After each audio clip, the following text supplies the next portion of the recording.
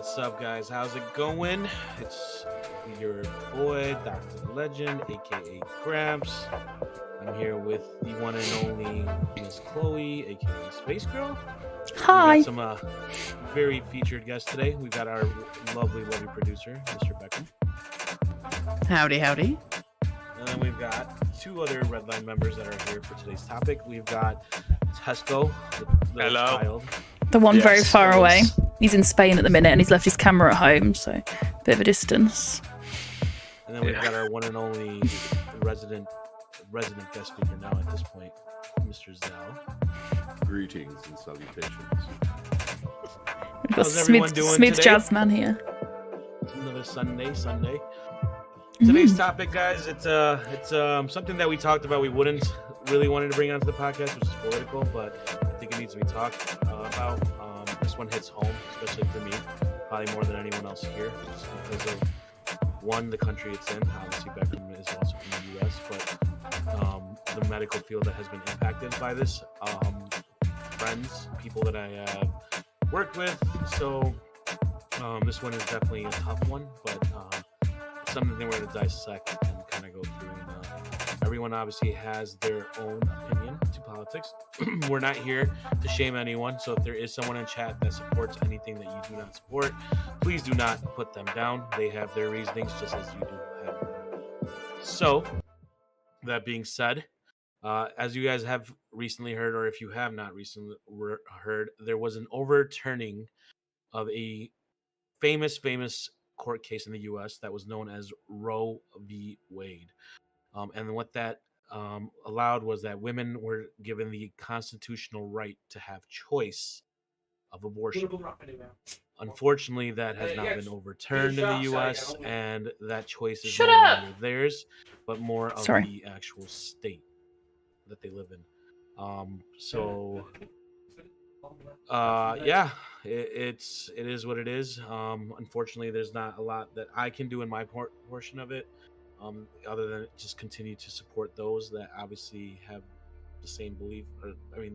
The medical field is pretty evenly divided, or evenly on board with what should be done and what should be right. And I think this is a step backward for the country. I think it's a step backward for the medical field, and I think it's a step back for human rights in general. Just because we've now officially, for the first time ever, taken away a constitutional right from someone. So we'll open it up once again, guys. Just like last week, we will allow people to come on once again. I understand this topic is sensitive, can be sensitive. Who knows what any one of you guys have gone through particularly. So I don't want to make you feel pressured to talk about anything you guys do not want to talk about. Feel free to come in, and once again, don't be afraid to come in if you have thoughts different than ours, because once again, we would be open to hearing other people's. We're not here to sit here and judge anyone. We're not here to make you change your mind.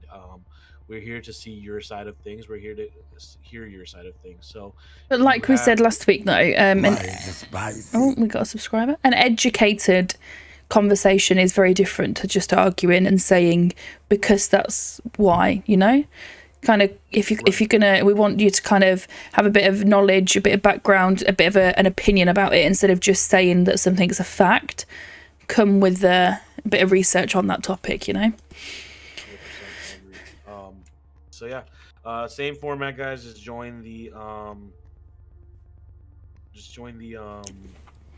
waiting room that you'll see our wonderful admin Amar is in.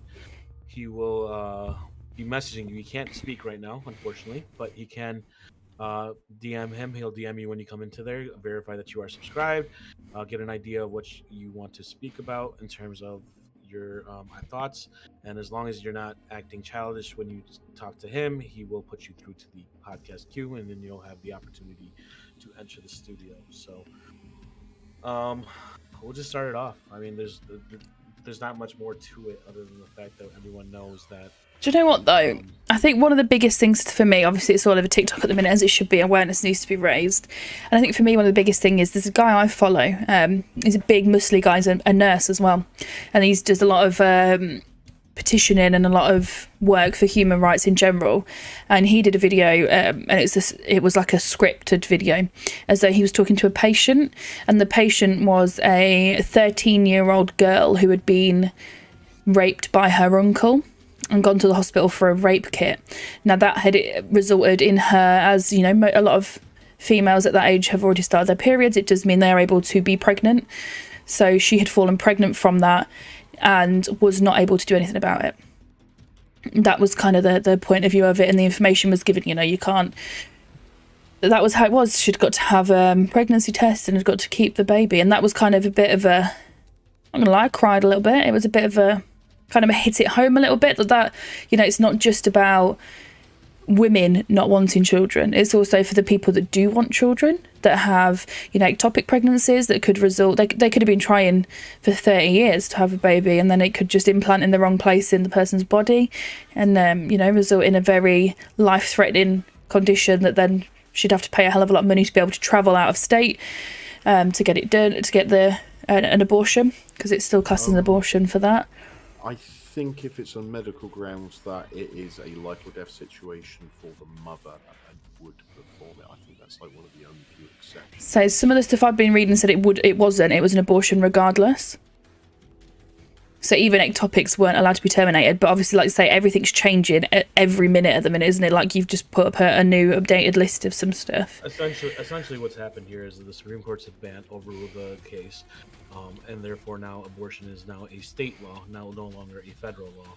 So every state can now dictate what they would want in their state, and they're changing, as like you said, there's being just stipulations. At first, they were said if you lived in, for example, Texas is one of the states that abortion is legal, and if you were a resident in Texas, you were not able to travel to, say, New Mexico, west of New Mexico, and get an abortion where abortion was legal.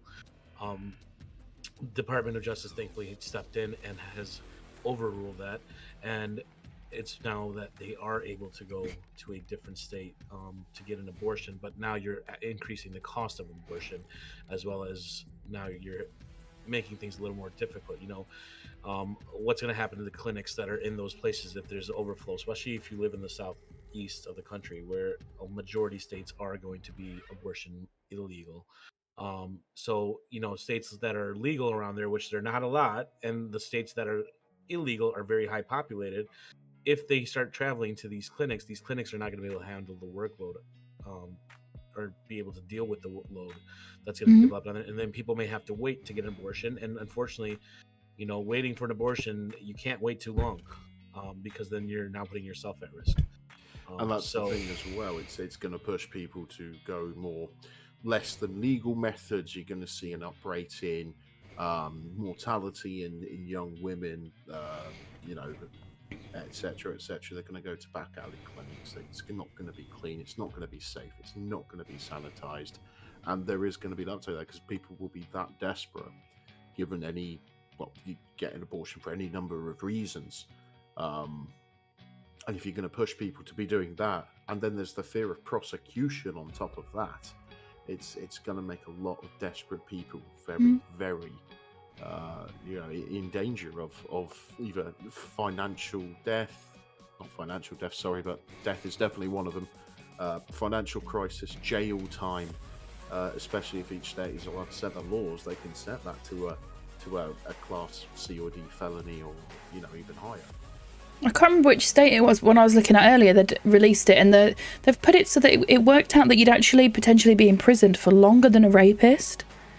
So it was like you could, if you aborted the child, if you were raped, and then if you were raped essentially, and you got pregnant from that rapist, and then you decided to get the abortion, you were tried at the same time, that rapist would go to jail for less time than you would for aborting that baby, because you would go for a death sentence versus a rape sentence.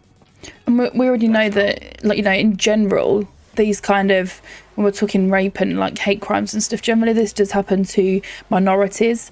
It happens to a lot of coloured people, more frequently, and people that generally aren't in a great financial situation a lot of the time. And also trans people get a lot of this hate crime and a lot of these assaults, and at the receiving end of this. And if you're looking at somebody who is a trans man, so was born a woman, still potentially has a uterus, who has then been raped and is now forced to carry a child as a man, it's so much bigger than just somebody not wanting to use a condom. It's crazy, and for those unfortunate gynecologists that are living in those states that are pro-choice and want to help, the problem here is they've been told that if they do help, it's immediate banishment from the medical field. You lose your license and you cannot ever get your license back. And that is a complete disgrace. There's so many words I want to use that I can't use, but I'll just say disgrace. It's an abomination, essentially, is what it is. It's just, you never thought that you would see something like this. When we were, for me at least, growing up, Roe V Wade was taught in history as a monumental, historical case that changed the way the country was with constitutional rights. It was with the women's movement. The women's rights were coming, and we have just literally sat here and looked at women's rights in the face and just said, "You don't get them. You just don't get them." I mean, what's next? Women's right to vote, women's right to hold power in office. It's not just about gender in this case. The situation here is that you've taken away choice, and that's that's huge. You're essentially, we sit here and say slavery, right? For example, slavery was being forced to do things of not your choice. And what we're essentially telling these women that are going through this is that you don't have that choice anymore. You will be a slave to what we want or this state wants to dictate. And that, to me, is just shameful. Just very, very shameful. So we just had a comment from Jeff who says abortion will be illegal in Texas, but there is always the Plan B pill. There are other methods of birth control, but rape and incest is a different thing. Plan B, depending on which type you get and have access to, and if you are allowed to have it, certain ones work within 24-hour period after. Some you can get extended Plan B, which will work up to 72 hours after the incident. Now, speaking as a woman who has been sexually assaulted in my life, going to a pharmacy and speaking out and saying I need the Plan B is accepting what's just happened to you. And for me personally, to do that within a 72-hour period after it had happened is not something I would have been able to do at all. And I know that that's a case for a lot of other people. It makes it very real. It's not just a bad dream. It's not this thing that you're going to wake up from. You've talking to a professional about something does make it very real. And I think Plan B is it's not an excuse. And a lot of people don't know they're pregnant in that 72-hour period because you wouldn't. So it's a bit too late for a Plan B at that point. Not only that, you have to be 18 or older to purchase Plan B. You have to have a prescription if you are 18 or under to get Plan B. Therefore, you're telling me that a 16-year-old child has to now tell their parent that they're pregnant because they were raped, tell their doctor that they were raped. Not even just raped, that they've just done something that they might regret. Yeah. Right.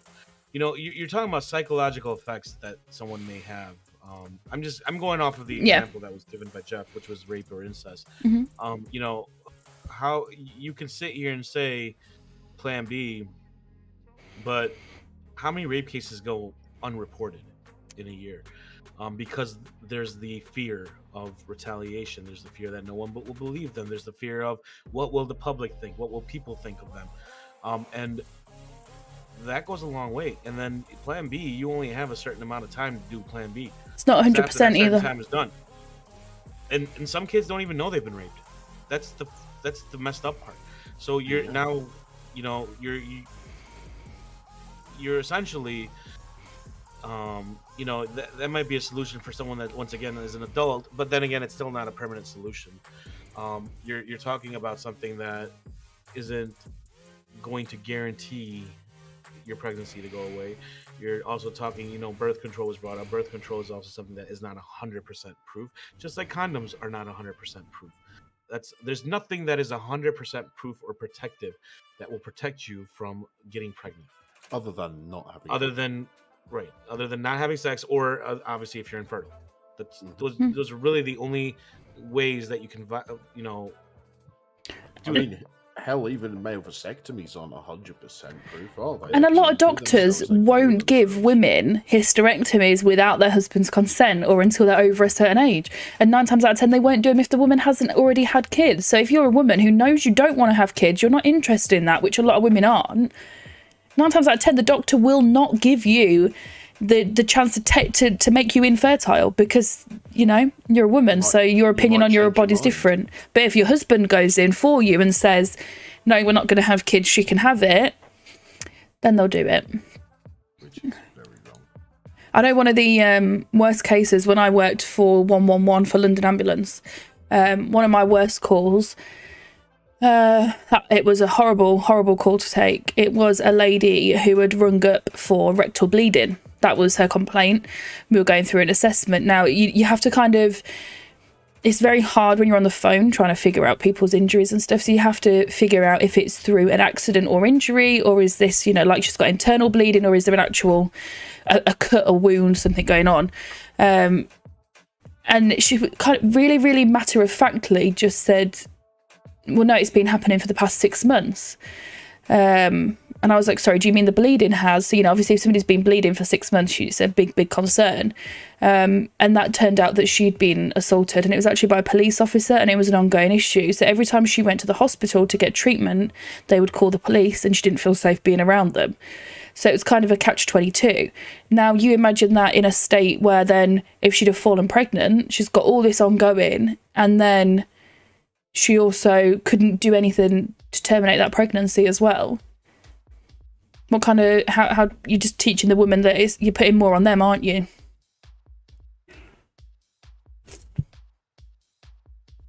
It's crazy. I mean, I think we went over the map. I was going over the map with everyone here, that kind of talked about states that are already illegal, and then states that will be illegal in the next 30 days, states that are still considering it, and then there's some states that have bans right now until they can't get it now, but they can later in the year. So, you know, when we counted the states that abortion was legal, it's literally half and half. The country is literally divided in half. 25 states are illegal. That means 25 states will be illegal. You know, I can go through the states, literally. Texas. I mean, it's all meant southeast was majority, but Texas, Oklahoma, and Louisiana are already illegal. You got Missouri, Arkansas, Mississippi, Tennessee, Alabama, West Virginia, all in the next 30 days, and then you have Kentucky already illegal. And then the ones that are legal for now, I'm going by region, but the same region that are legal for now, which isn't that they're still doing deliberations. They have to wait. Is Georgia, South Carolina, and North Carolina. Then we'll go to if we go to the West Coast side, you've got Idaho, Wyoming, Utah, all going illegal in 30 days. You have Arizona, that's pending a court action. North Dakota and South Dakota, which is already illegal. North Dakota is still at 30 days.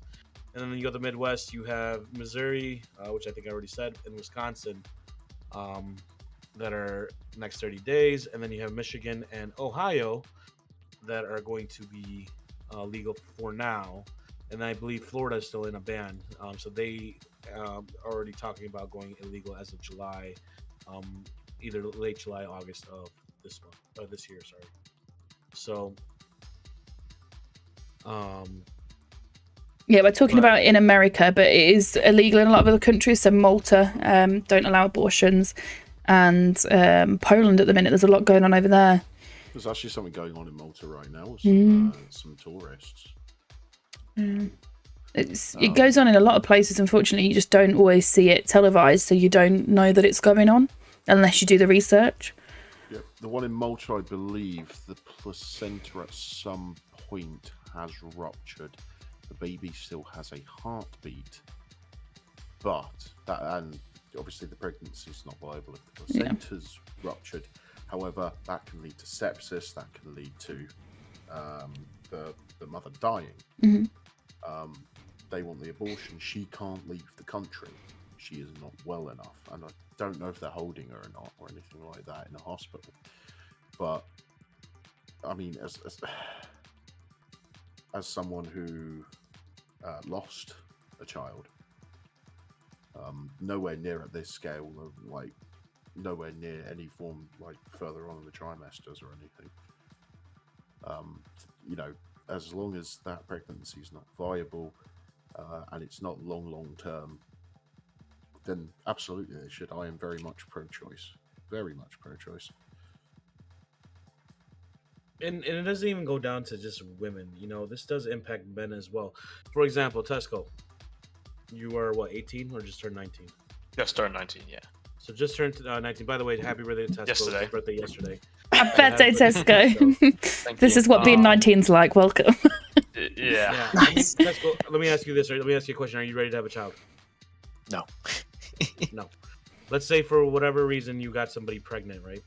Yeah. You have a girlfriend. I don't know if you do, but I don't need to know. But so you had a No. girlfriend, you get her pregnant, and now you both don't want to have a child because you guys are young. You want to go through your uni. You have your careers to make. Yeah. You both choose to abort this child. Now you get told you can't. You have to take care of this child. Yeah. And not only that, the man has, as the father of the child, you are responsible for child support. If you do not, if you're not going to have joint custody, or even you realistically wouldn't have joint custody, and unless you're getting married, you would be responsible for that child in terms of the payments of the child support, the education of that child, the raising of that child, the A upbringing. roof over the head, the food. You, as a child yourself, are now responsible for a child. So it's not just impacting women; it's going to impact a lot of people. And a lot of services as well. Family. Yeah. Now let me ask, and you look at the other way. So the government, right? So now let's say we allow a 13-year-old to have a child. Well, this 13-year-old still needs to go to school and education, so they need their education paid for. Is the government going to fund the education for the other child that they're going to be raising? So are they going to be getting double money now? Is it going to be triple money? What is the government going to do? Are they going to fork out any money? No, the answer is no. They don't want to fork out any more money. So now you're going to give the responsibility of a child to a 13-year-old. It's just there was, what was that movie with where the father of the child, was it Benjamin Button? He gets younger. He's born an old man and gets younger and younger. Benjamin Button. No, there was a movie where the father was had the mind of a 13-year-old, a 12-year-old. And he gets a girl pregnant, gets a woman pregnant. He has a child.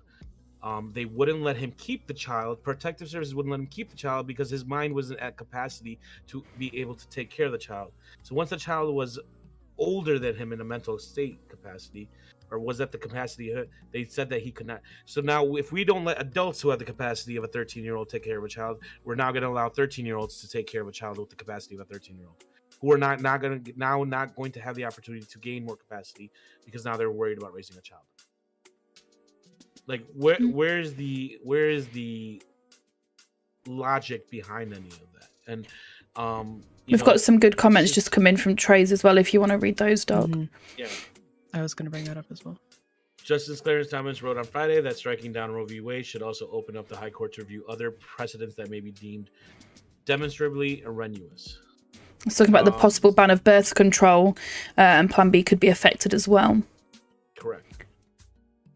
Why not consider adoption? The thing is, Trev, a lot of the problem is people aren't allowed to adopt a lot of the time. My brother is a gay man. He's married to a gay man, and they went to adopt, and they weren't allowed.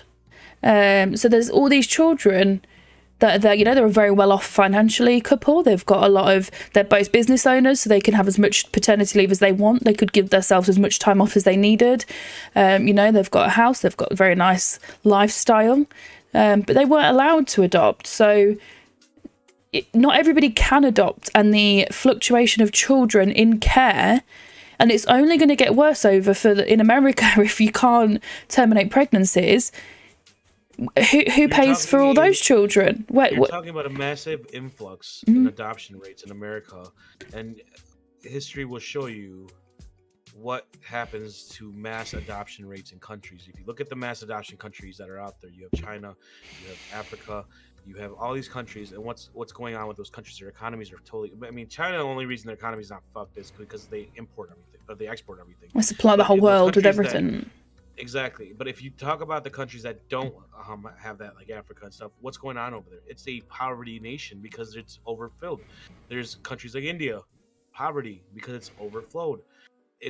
That's what happens, and all we're doing and all we're essentially allowing.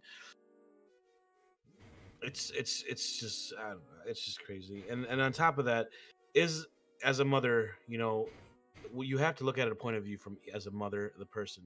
Depending on the situation, they may not want to see the child. They may not want to take care of the child. Is it the child's fault? No, I'm not saying it's the child's fault. I understand that concept. I understand that life point of it, that it's not the child's fault. But at the same time, should the child go through the living? Are we just going to increase depression? Are we just going to allow that to happen? Are we going to increase suicide rates? There's a whole thing that gets impacted by this, and we're not looking at the bigger picture. We're looking at what can we fix now, or what's with the issue now, and what's going to fix it now, versus what's going to happen if we fix it. For every action, there is an opposite or equal reaction, right? Newton's law. What you decide to do with here is going to have repercussions in other things. And it's bigger than just saying, I wouldn't say I'm not pro abortion. I'm pro choice. I'm pro allowing the person make that decision themselves. I personally wouldn't have an abortion unless I needed to for medical grounds. If the pregnancy was not viable, that's completely different. But yeah, I personally wouldn't do that at the position I am in my life right now. I'm financially stable. I've got a roof over my head. I'm in a happy, loving, committed relationship. I wouldn't have an abortion. However, if I was in a different situation, I couldn't say the same thing. And I'm not going to judge somebody if they have an abortion, and it's for them, in my opinion, to make that choice.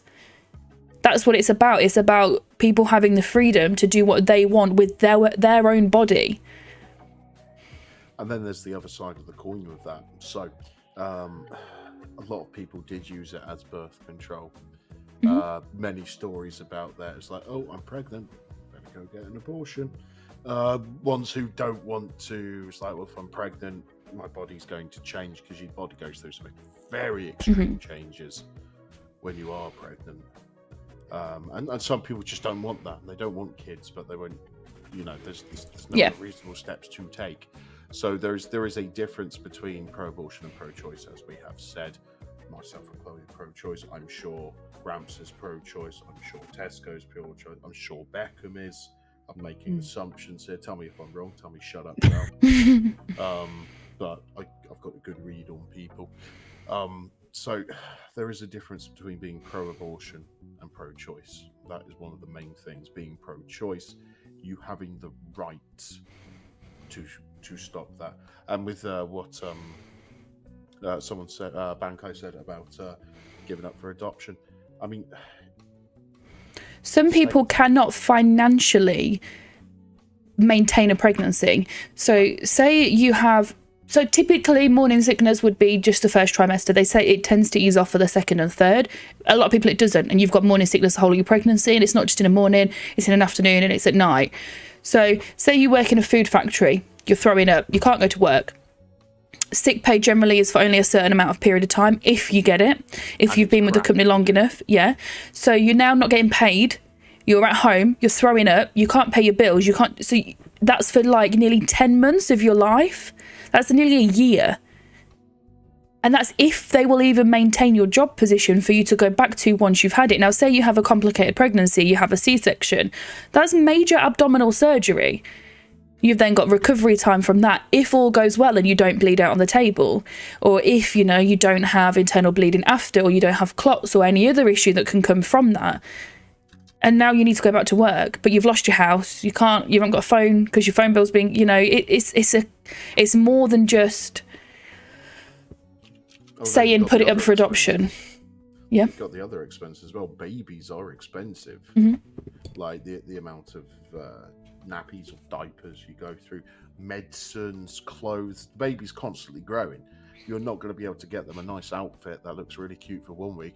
2 weeks later, they're going to be like 6 pounds bigger and 2 inches taller. It's a constant growing thing. So as Chloe said, financially, sometimes pregnancies aren't viable. You can't. It'd be the equivalent of going to university without getting any qualifications other than knowing how to clean up puke and crap. I'm still just winging that as well. So we've got two people in the waiting room.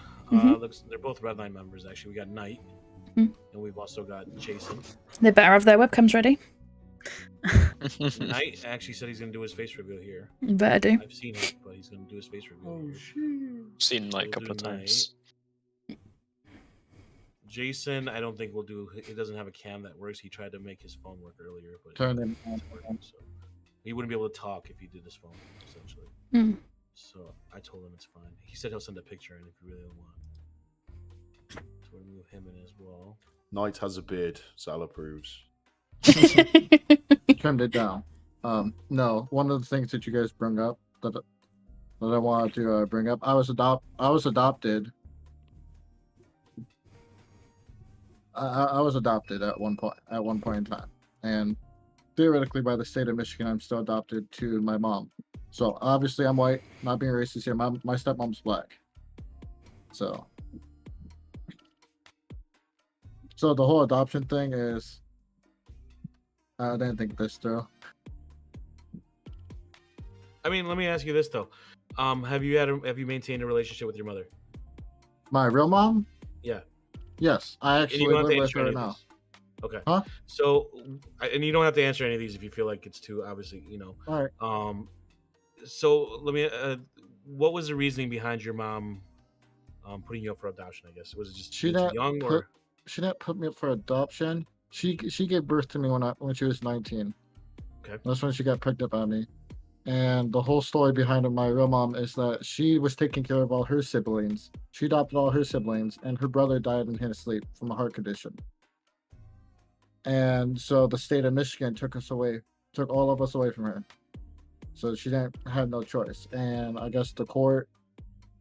So my mom got pregnant again with my third sister, and my adopted mom's like, if you take her, I'll take all the kids. So, and then I guess in the court system, they were talking about how many errors they found throughout that whole court time. How many errors they found in the about them taking us away. But both of my moms are good people, and now I have contact with my real mom and my stepmom, and now they're both talking, which is better than nothing. What you said actually, and what Trey's saying over there, actually go correlation to me, right? Because you just said your mother was forced to give you up by the state. There was no choice. Yep. I'm assuming Child Protective Service came in. CPS said it's not a good household for you to be raised in. We need to move him out. We're going to put him in the system to be adopted. Now imagine someone that has to go through, okay, you know what? You can't get an abortion, so there's no attachment. And just like Trey said, you build an attachment. And you want to have that child now, right? As you've grown, because there is a good side of it. You decided not to abort because you couldn't, and you grew attached to it. But now you, once again, being young or being in what circumstance you might be or not being financially possible, now that child that you just gave birth to gets taken away. So not only did you have potentially a traumatizing event to become pregnant, been told that you can't have the abortion, but now that you decided to have the kid and were forced to have the kid, now they're taking the kid away from you forcefully. Imagine what someone would go through in that roller coaster of a ride. You're talking about traumatizing event that could have led to a pregnancy, traumatizing birth, potentially, an attachment that grew because you were told no, you can't give away that child, and then when you had the child, they took the child away from you and said that child's going to be sent to somebody else. Yeah. Like, just sit and think for that. Let that sink in. You were forced to give birth to a child that you grew in love with because you were forced to give in love with the child, even though the circumstance wasn't in your favor. And then you got that love taken away from you.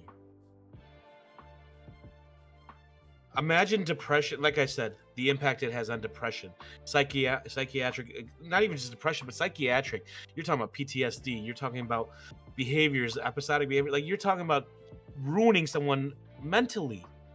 And physically. Yeah, and physically. Like, you're basically killing them. Essentially, that is what we are doing. We're literally killing someone internally. No, you said you were brought up in. You said who adopted you was a coloured woman. Was that right? Hi. Yes. And how was that for you? If you don't mind talking about it, being a white man brought up in a coloured family. I mean, colored family wasn't actually bad. Now I can see a point of view of how they got, how, my other mom got treated. Mm-hmm. And I know my sister was bullied in high school for it. I just never let it, hurt me because they're just words. Mm-hmm. Now I love my other mom with all my heart. I talk to her every other day when I have the time. And now the cool thing is that both my moms actually are talking now. At one point they didn't. They hated each other. And now since I live here with her, they're getting along just fine. But yeah, my sister was bullied in high school for saying, like, how you have a black mom in the school. The high school that we went to was in Texas, Fort Worth, Texas. That was a racist high school. I heard so many stories about that school, how, black people would be in a group, white people will be in the group talking, back to each other. So my sister was bullied in that high school because of it, being rude to her. There is a lot of people that are against adoption within different races as well. Oh, yeah. It is. I remember when I was a kid, we always would get stared at weirdly when, holding our hands, going to church with her. People would stare at us weirdly, make me feel uncomfortable. I mean, all I see now is that it benefited my life. She taught me a lot of things that I did not know about life, from her point of view, and then from, my other mom's point of view. So I got raised by two different races, which I love it. 100%. And you bring up a good point too, in terms of when you said you understand what your mom had to go through, what she was put through. Not everyone's going to see that either. Imagine as a child finding out that you're adopted. Maybe your mother didn't want to give you up. Maybe it's just in your situation, she was forced to give you up, but you have that resentment towards your mother because you're sitting there like, I hate my mother that gave me and if you're not in contact and don't know that she didn't choose to. Mother, now you have to deal with the fact that your child doesn't want to see you or hates you because of the fact they don't know why you actually gave them up. No, I actually did have feelings towards my real mother like that because I didn't know what happened. I hated her at one point, and from what she's told me, it broke her heart when she did have to give us up. It broke her heart, and every time she brings it up, she tells me that she didn't want to go to work, she didn't want to leave the house. Like my mom's boyfriend had to take care of her. A whole piece of her was ripped away, wasn't it? And that's what you were, a piece of her. All three of her kids were taken away from her. Me and my two sisters. So exactly, it wasn't oh, I don't want you. It's they are taking you from me. Yeah, I can understand. I was 6 years old when she took us from her. Yeah. When I turned 18, I came back here.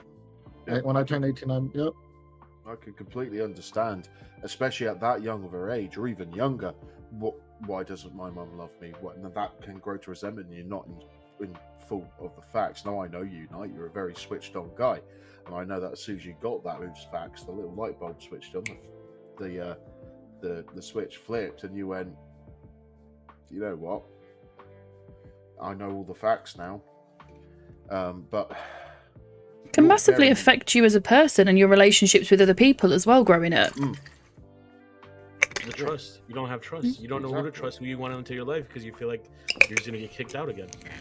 Traumatizing event for all parties involved. Okay, when it comes to motherly love, right? You could sit here and say a father loves his child, a mother loves his child, but when it comes to motherly love, it's a whole fucking different thing. A mother will do anything to protect her child. Anything. Yep. If I'm not saying anything, I'm not trying to put down, I'm not even trying to say anything like as anything against fathers and stuff like that, because there are fathers out there that have to play both roles, and there's fathers that do it. But a mother's love is something special, right? And some people don't get to feel that, and some people don't get to use that, and it's hard. And that's why there are trust issues of letting people in and who you let in because of that. I'll tell you guys right now, my story. My mother passed away when she gave birth. Never had a mother in my life. It wasn't obviously abortion or anything. It was just a medical complication that it was a choice of me or her, and she obviously wanted me. So I probably hated myself as a child for that for a long time. It had a huge impact on my life, knowing that she didn't have a choice or a chance to choose what she wanted to do. And I get why she made the choice. My dad understood.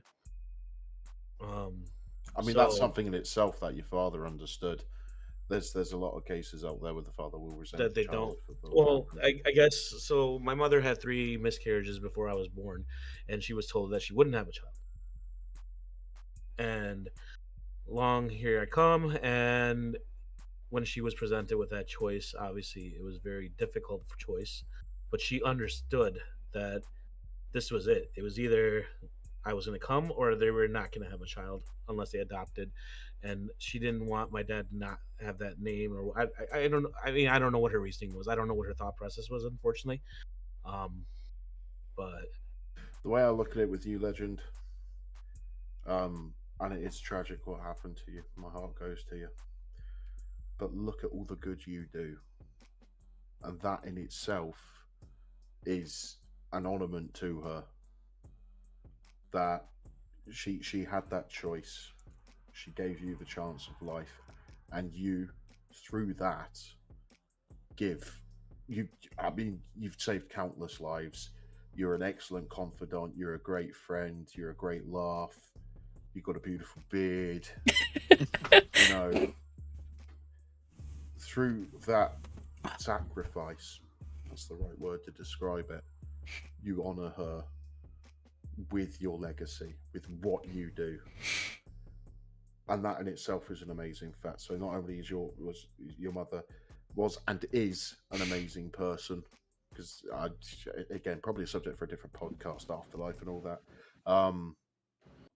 but what you do as a person defines her as a person. So I have no doubt in my mind that wherever she is smiling down going, that's my boy. All right. Yeah.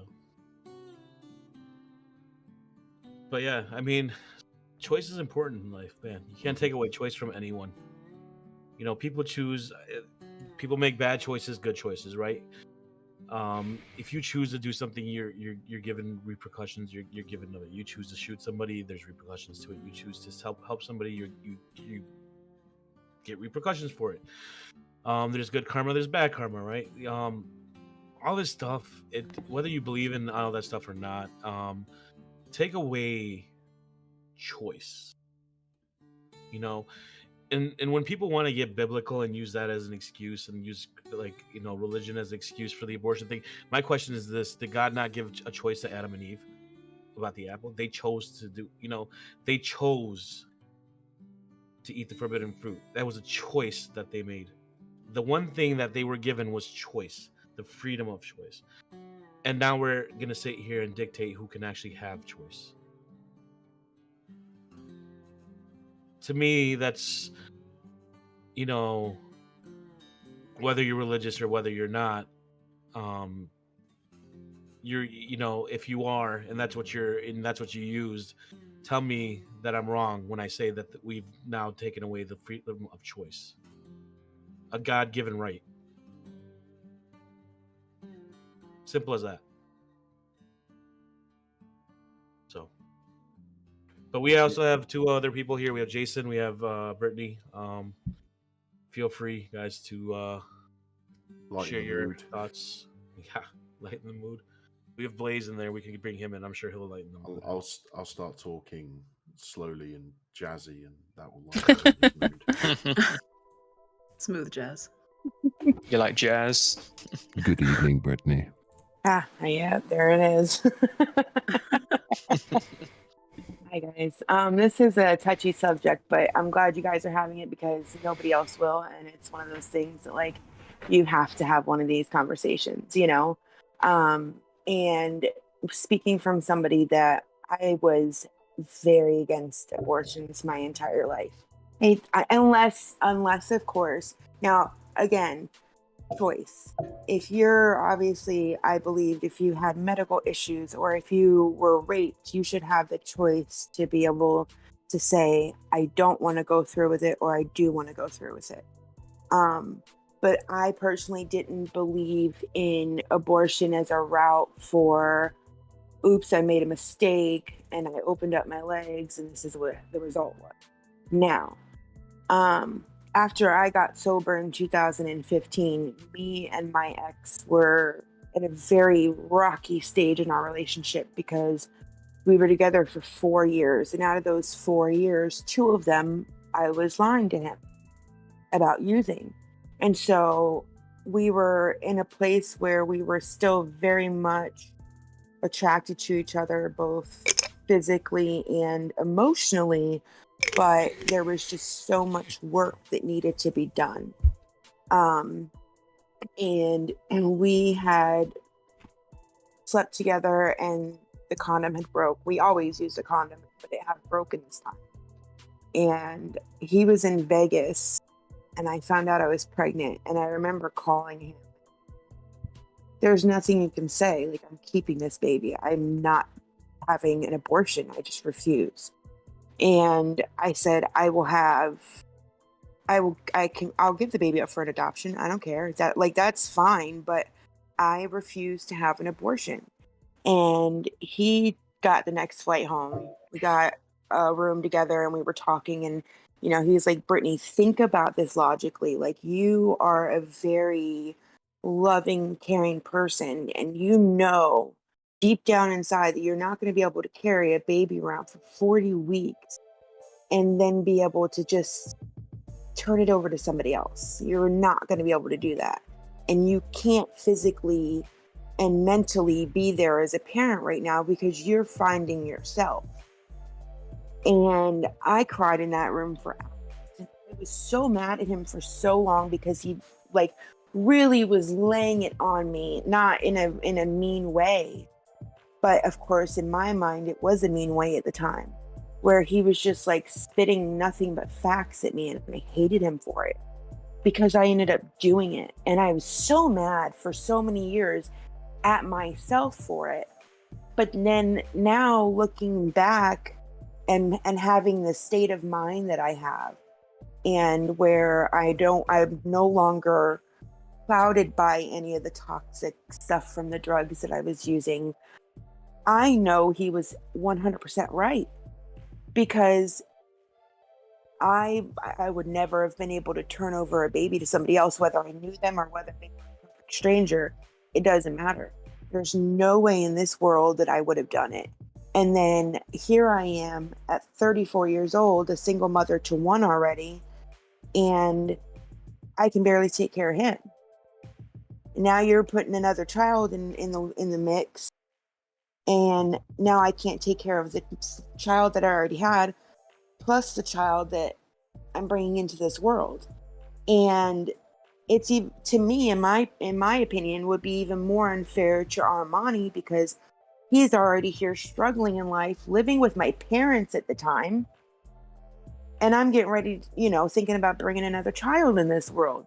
And so I don't think that abortion shouldn't be something that somebody uses as an excuse to go open their legs and do whatever they want. Because I did have a friend of mine, which is the reason why I originally got the opinion that I did towards abortion, where I didn't like it, was because my friend, I'm not going to say her name, a friend of mine, she was sleeping with her daughter's father, her baby daddy.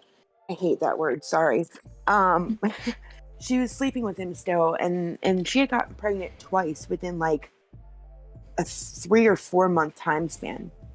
And she went to go have abortions, and each time it was oh, I'll just go have an abortion. I'm just dude, come on, you can't, you need to be smart.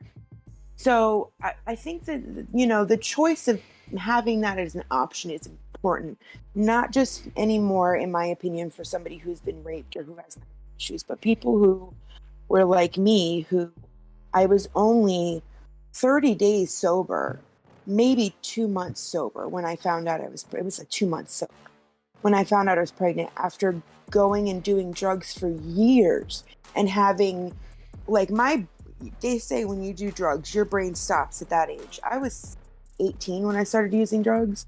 So my whole mentality, I'm behind. And so at the time, it was 2015, so I don't even know how old I was. I think it was 20, 25, 26, something like that. So,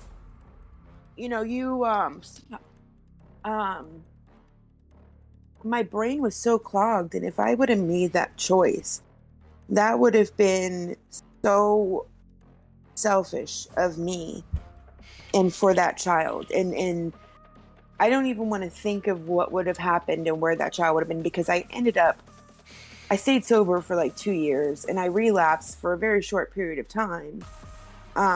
But I just don't know where we would be right now, because it took me forever to get where I am right now with one child. So it's something that and I'm religious. So I have, and my parents are very Seventh-day Adventists, boom, by the Bible.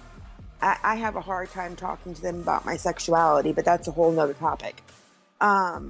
But when I talk to my parents about the abortion and the way I feel about them now, they shut me out because of the fact that they're Christians and because the Bible said this is what's supposed to be done. Well, here's the way I see it, and this goes both in terms of my sexuality and with abortion.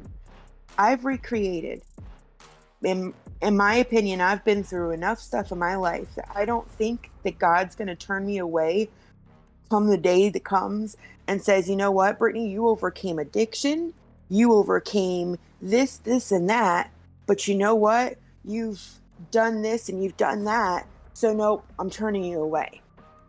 That's just my opinion. I don't think that is something that is a fair excuse to throw into the mix and say, nope, you can't do that because, you know, this is what the Bible says and you're wrong for it and you're going to hell if you do. I just don't believe that at all. I mean, I hope not, because, you know, where I end up, and you end up, and you end up, I want to come visit you.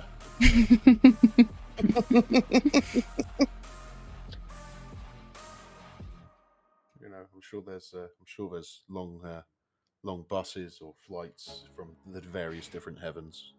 You know, we'll have a heaven day trip. Why not? We'll just get in a VC call and figure it out. There's got to be Discord in heaven, right? Yeah, there's got to be. I hope so. We got Jason. Jason's in here. Jason, Thank you for sharing that, Britt. Absolutely. You got anything to add, Jason? No. There's not a subject that I'm personally, like, you know, I would talk about, because I've had like no experience towards it. You know what I mean? I've had a good childhood and everything, so you know, it's not been bad. I mean, We stand with a man not having an opinion on women using their bodies. Thank you, Jason. yeah, man. That's refreshing to hear. I'm still set, but I stand. Yeah. All right, we got Blaze in there too. Hopefully Blaze has something. I think he literally just wanted to say hello. Hello, leaves. Oh, wow. I mean, it is a big subject. Let's be honest. Yeah, it's quite It heavy is. as well. Yeah. It is. What's up, Blaze? What's up? What's your opinion? Say. Opinion on, like you definitely mentioned before. Now the world is. We've come to some people have come to the consensus where it's a one world divided by two sides: the yes and the no. And it's more so the part that other people's opinions on what other people you have your body, you control. I cannot control what other people do with their bodies and stuff like that. They have their own mind. I'm not gonna go anywhere and say, oh, you can't do that and stuff like that, because I don't have the first of all, I can't go and police everybody, and I don't want to. Second of all, give me a second. Gotta collect my mind. It's all over the place. It's right. Take your time, buddy. Take your time. It's as you said, it's a very heavy subject. It's very intense. Mm-hmm. You know, everyone is entitled to their opinion, and we will be respected here, regardless. We're very open, very loving people, and you know, we will listen. There might be some spirited debate, but it's not. No one's going to bite anyone's head off here. So. Mm-hmm. So, let me give you a little background story. So, growing up, lived with all girls. Me, my two older sisters, my mom. Where I grew up thinking everything what my sisters were doing was right. So kind of growing that mentality of feminine things and stuff like that. Understanding of what goes on in a woman's body and stuff like that. But then also finding out who I am and finding out that I can't control what other people do. And also just thinking that if somebody wants to do something with themselves, go for it. It might be a little repetitive, but I'm sorry, my mind's going in circles right now. It's okay, buddy. But like I said, growing up with all sisters, learning everything about them, learning, developing, and knowing what they're like, really giving me that mentality of this we can't control people's thoughts as if it's an RC car. We can't drive them into what they want to do. I mean, yes, we can say stuff, but at the end of the day, it's their decision, and all you can be at the end of the day is there to support them with that decision.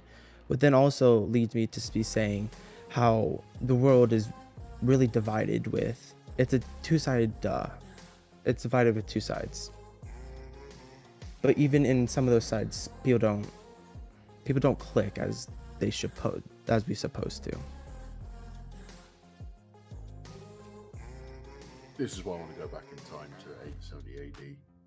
There was a lot more different cultures back then. But then also one thing, I'm fairly young. I'm 17 years old, and me wanting going and just watching the news and looking at news apps, finding out what's going on with our world, learning and growing up with knowing what's going on. Example, what just previously happened and also with the discrimination of color, but then also there's everything else, the discrimination because of what ethnicity they are, really developed me to realize how complicated this world really is to match.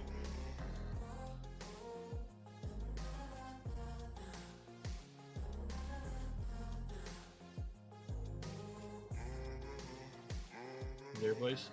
Yeah, no, I'm just trying to think of something. Like I said, my mind, I just can't think right now. I don't know why.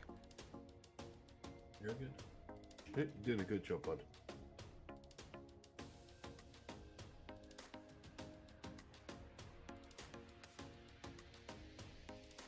Not everyone can talk for hours like Chloe or me. For hours. It's hard for me good. to talk sometimes. I have a speech impediment, so I jumble my words up too much. I could talk for hours about a subject. I know you can. No, Like last night. Your accent. Yeah, Southwest. I mean, you're Southwest. I'm from the Southwest. I mean, so we've talked about the abortion aspect of it, and we've talked about the Roe V Wade and what it's going to do. I think we've talked a great deal of it for the past a little over an hour. But let's talk about not just that, the other human rights that might be impacted by this now. Jordan is saying in there, for every action, there's a reaction, which was, like I said, I quoted Newton earlier, for everything there's an opposite or equal reaction to anything that is done in life. It's just, applies to everything. And the bigger picture here is this. It's a constitutional right that was removed. Everyone's always you want to be a citizen of the U.S., guess what? You have to take the constitutional test. So the Constitution holds a very big piece in the U.S., right? It's what we gained freedom for. It's what we fought the war for. It's what we fought to build the nation for, right? When we rebelled against England, that's what we did, was build a Constitution and the Declaration of Independence. That's what we did, was because this is why we wanted to be different. And now we finally have gone into where we have removed one of those rights. So how does this impact other rights? We've just had gay marriage get constitutionalized. We've had, we go back to women's right to vote. We talk about slavery. We talk about the right to religion, freedom of speech, freedom, all this, where does this go now? And what does this do for the future? And what fear does this bring? Ironically, it's Pride Month. And even though it's coming to an end, there's the fear now that the next target group is going to be the LGBTQ community, because of the fact that this was overturned, that they do feel that there will be a backlash or a threat towards the allowing of gay marriages. Is it going to be a state requirement again, which it was before? It was based on state and then was made constitutional right to where every state had to follow it. And now is that going to get overturned? And they're going to have to fight again to get that right. So I guess we can kind of go into that type of subject. And once again, guys, if you have anything you want to say, do join the waiting room. It looks like we have. Before we go into this next subject, I know Scare joined right before I talked about it, so maybe he still wants to talk a little bit about the abortion side. So I'll pull him in first, and then we'll kind of go into the next thing while everyone gathers their thoughts.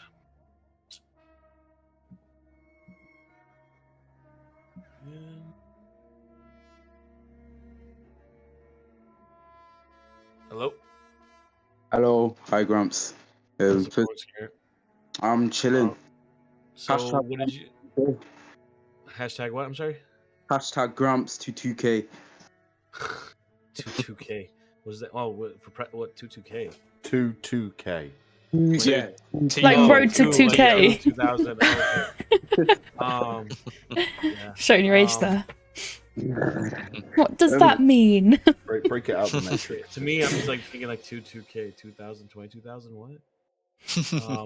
Yeah. So, what did you want to? Like, so I heard what Brittany was talking about how her family is a Christian, and obviously despite of who she is, and obviously like as a Christian myself, like I was born into a strong Christian family. Like the belief is strong, and obviously there are certain things that some Christians like do not believe that is right, and I believe that, but I've also learned, obviously, like as myself, associating with some of these, like some people will say like outskirt, but I just call them human beings. Like they are just different from other. They are different, but they are still human beings. Like I respect for who they are. Like that doesn't give me the right, obviously, as a Christian. Obviously, in the Bible it says you shouldn't be like gay or have these homosexuality thoughts or most of that.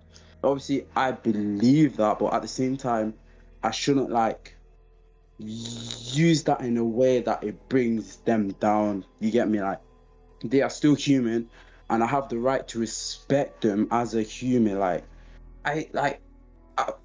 as a Christian, for me, I wouldn't mind like having a gay friend, like somewhere like that.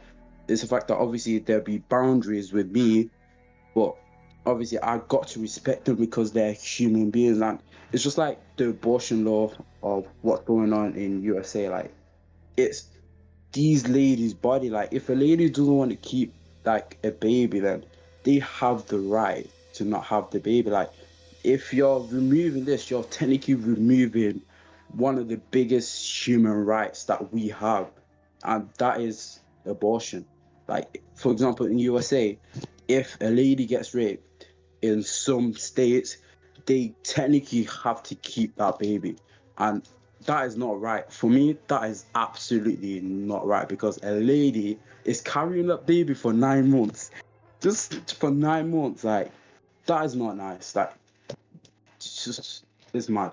And I'm saying like our world, like it's just so corrupt and black like minded. Like some people don't understand like other human beings. Like once you get to know some of these different human beings, you will find that they are the nicest human beings that you will probably meet on this planet. And I'm talking from like me having a lesbian friend. Like she's my best friend, and obviously I've seen people bringing her down, and that has like made me like so angry about the views around people. No, I get what you're saying, and and then it comes back to, like you said, the Bible and everything. You can sit here and quote the Bible and find quotes that contradict each other, very left and right. You have quotes that say, "Do not judge, and you will not be judged. Do not condemn, and you will not be condemned." Yet we're sitting here and judging people based on who they prefer to love, or based on what the color of their skin is, based on And if people want to sit here and are we really religious? Are we though? If you look at the family and you say, we go back to times when there was slavery and people literally went to church every Sunday, right? Because they were very, very, those same people that went to church and praised the church and said that they would follow everything word for word, or the same people that had slaves or owned slaves. And you're sitting here and saying you're still judging, you're literally going against the Bible. and you're not religious. There's no such thing as being a true religious person, because unfortunately you can't be. You can't follow every single part of it because they contradict. Every single part of it, everyone in this room and everyone in this world, I can guarantee you, has done something against one or something of whatever respective religion that they are a part of. Exactly. Like, I'm not going to argue with that, and I'm not going to lie. Yeah, obviously, I have done things that I'm not proud of, and I'm going to admit that, but it's the fact that I've learned from that, and I've opened my eyes to like these different type of human beings. Like, they are who they are. Like, I've just got to accept that. Like, obviously in the Bible it says love the neighbor as yourself, and I've always used that. Like, I will treat someone like I would treat them. Like, you get what I'm trying to say. And I think, like, for example, USA, they call themselves like a Christian country and all sorts, but at the same time they are removing one of the biggest human rights for everyone. Do you get what I'm trying to say? At the end of the day, like I said, for me the biggest thing was is that God gave everyone one right, and that was the freedom of choice. That's the first right that was given to any human being. And that's from the Bible. That's from the Bible. Yeah, exactly. It was the freedom of choice, and that's the right that has just been removed. Trey's is saying a couple of interesting things. He's just saying he believes we need officials that are younger and relatable to those living in the US. There should also be a cap off at how old an official can be when running. They do it for the police force and the military, so why not for politicians? It's a good point. Mm-hmm. I agree, Jim. That is a very good point. He was saying that in his opinion, the chosen officials in place are those that have the old views of when they were in their 30s, and the nation has changed so much that they're just now out of touch. I 100%. I think if you want a generation that's going to move forward, you need to have the younger generation lead it. Yeah, I'm not saying incompetent younger generation, but there are people that are out there that are very, very capable of running. Yeah, exactly. This is what I've been saying to, like, obviously with my parents when we're having these sort of discussions. I'm saying, like, obviously these older generation, they have their old style of dealing with these new things. And because we are living in this new type of era, the new generation are the ones that are supposed to step forward, because we know what it's like to be living in this current situation. Obviously, like my parents and my dad, obviously, they're just living their life in their old generation times and all sorts. They're not like socializing with the people I socialize, so they won't really understand how we work in a way. So if we have them people in power and they put in laws and all sorts, that's not going to really fit with what's going on nowadays. And I think kids nowadays should like step up, and we should help them step up to open the older generation's eyes that this is our society now. Like it has changed, and we need laws that will fit and will protect us that are new now in a way. Sorry, I have stuck on cat cam because things are getting heavy, so just a bit of cat love here. Comfort people. Yeah. Everyone wants to stroke Sybil. She's adorable. And saying, going on what Scar was saying with religion and stuff, is it's like if you look at all the religions that there are in this country, in this world, there are so many different religions, but each religion is based on the same principles: respect, love, choice. And my dad, this is just a quick story. I grew up, I told you, in a Seventh-day Adventist church. They're very strict, very like by the Bible. And what, like, if you, my parents were pushed out of the church when we were like 7 years old because they picked up cigarettes again. And my dad didn't start going back to church. I'm 34. And my dad did not start going back to church until about a year and a half ago, because he cussed and because he smoked, and he felt like he did not belong to be, and he didn't really even pray either, because he felt like it was wrong to do those things because of the fact that he was smoking and because he was doing cigarettes. And I looked at him and I said, you know, you look at the biblical, you're in a religion that is based on biblical facts so much But you're sitting here and you're missing a huge fact that the church never turned away the prostitute when she came running down that aisle asking for forgiveness and for help. So the fact of the matter is I don't see a person for the color of their skin, for their sex. I see them for their blood, where our blood is all the same color. So it doesn't matter at the end of the day if you're Asian, you're black, you're white, you're Spanish, you're a female, you're a male. It doesn't matter to me in terms of anything. Sexuality, you as a human being, it just doesn't matter to me. I see blood. And therefore, because of that, my mom and I used to always have the conversation where I didn't want to go to church because I had a pastor refuse to baptize me because I told them that I would date a man or a woman. So because of the fact that I will willingly date a woman, he refused to baptize me.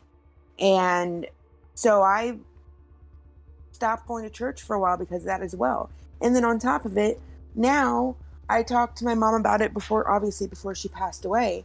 And I was talking to her about the fact that, like, I'm single. I've been single for 4 years now. And I think the reason I'm still single is because of the fact that I feel like, for me personally, sexually, I'm more attracted to women.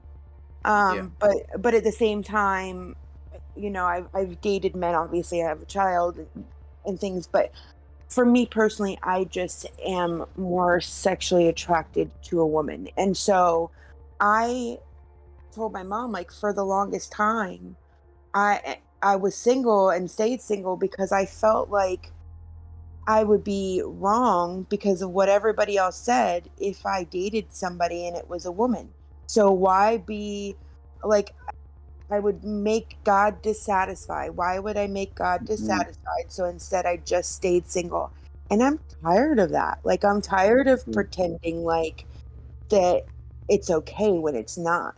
At the end of the day, the God that that I'm referring to is a God of love and understanding. And so I refuse to hide who I am anymore. Because of that. So if that means that I can't go to church because people are going to judge me, that's fine. I don't need to go to church to get God. I can get that in a Bible. Period. But people judging, regardless of its sexuality or race, it irks me so. It's hard to get under my skin. That gets under my skin, and it's a two-way street too. You know, like people who. I'm not racist towards any race, ethnicity. It doesn't matter. Like, I'm just not. And the same goes, you know, for you in terms of me. Don't judge me because I'm, you know, like somebody called me a cracker the other day and I snapped. Like, that is so wrong. And so anyways, besides the point, I just feel like in terms of the choices, the world, America in particularly, has gotten so wrapped up on the wrong things, period. And so to take a choice away from anybody, whether it's a woman or a man or anybody, is not okay. But especially when you're talking about another child, another human being that you're bringing into this world, because now you're not just affecting the mother and the father, you're affecting an innocent bystander. Yeah. So, yeah, it's wrong. Yeah, I 100% agree with what you just said, Britt. 100%. And if we remove like religion from the equation, like, it's your body, like, you can do whatever you want with that. Like, it's you. Like, I don't see why who you are should affect me in a way. Like, it's just you. Like, you go do you, express yourself. Like, that's what this world needs. Like, different type of people. Like, that's how we get, let me say, the spice of life. Like what they all say. Like, if we don't have this type of people, then we ain't going to have the spice of life in a way. Like, Trev just said something very interesting in the comments. He said people tend to overlook the do not judge portion in the Bible. Not a person's right to judge another in the eyes of God. That equates to putting us on equal footings with God, which is insane. I think that's so important to remember. Like you were saying, you know, the first thing that was God given was choice to do right or wrong. Right. In quotes, right or wrong. It was down to the person, and whoever your God is, whatever your God looks like, or gods, that's for them to decide. Right. But I did have a similar story, Britt, you reminded me of when I was younger. So my parents were married previously. They've both been divorced before they met each other. And when they were getting married, they lived in a very small village. And the vicar, actually, they used to run a shop, and the vicar went to their post office and said, I won't marry you, but I will bless your marriage. So they couldn't have the wedding in his church because then it was down to the individual vicars. But he would bless their marriage, and he would christen me, but he wouldn't marry them. So my dad actually banned him from the post office. And that, yeah, it was... He was kind of an older guy who had very old-fashioned views and values on the world.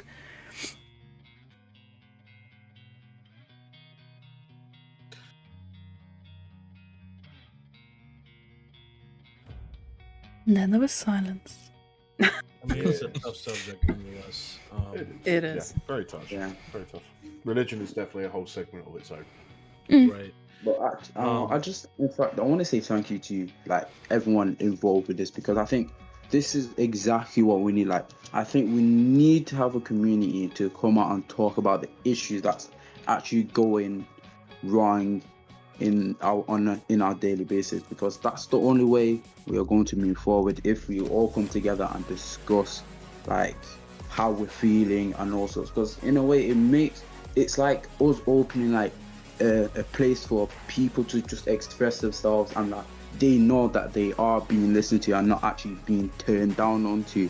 And I think we need more of this, like not just 1, 2, 3 or 4, but I think we need like plenty more, because I know in my college, like I helped run like some of these communities where we just come together and talk and all sorts. But it's the fact that it was like a little thing that I wanted it to be a bigger thing, and that's what we started to do in church. For example, like we started to bring people together. Obviously, we were going to start a barbecue for like this little community that we're near, and we went outside doing little pickering like in the area. And bear in mind, I don't live in that area, but like obviously I'm just trying to make it like, you know, the place happy and all sorts. Like, but I just want to say thank you. Like, yeah, thanks for being here. I do have a question for the American people we've got here. What is sex education like over in your country? Non-existent from what I've heard. I'd say, because for me it was non-existent. It was existent for me, and a little bit in middle school and then a little bit in high school. It wasn't. Was it detailed? I think it was something that was there when for the older people will know it. I think as you got younger, I think parents were getting a little freaked out about it, and they made the whole fuss, and schools had to stop doing it. But I know growing up for me, it was taught. So I was it detailed though? It wasn't. Mine wasn't detailed either. You're not gonna see. I mean, we saw a pregnancy video.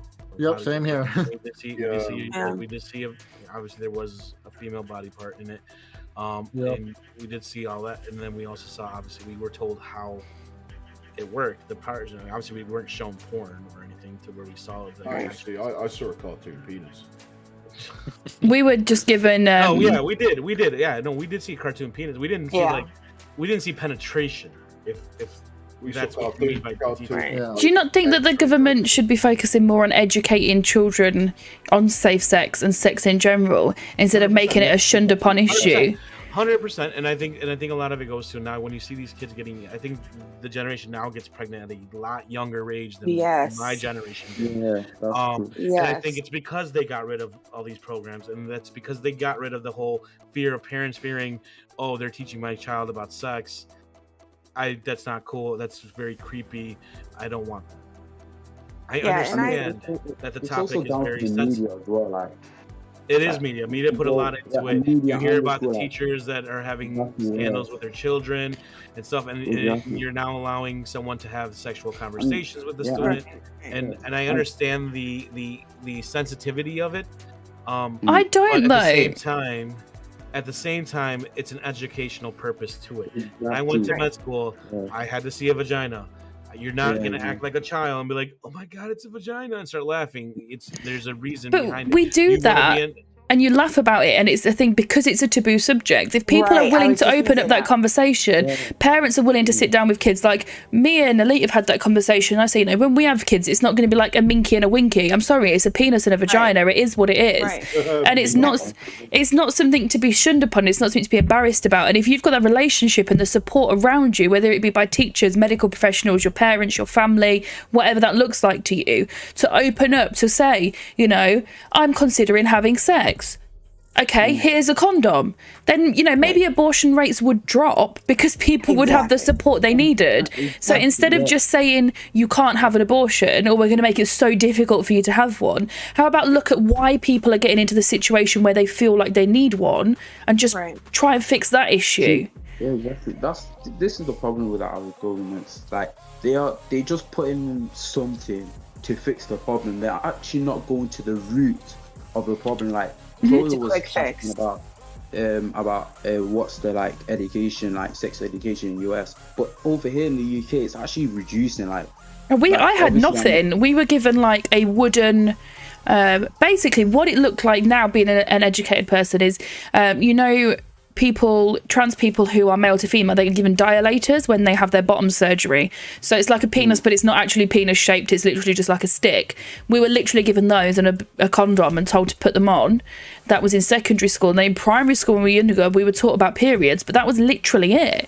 There was no, discussion on thoughts and feelings and actually what sex is. It was never discussed.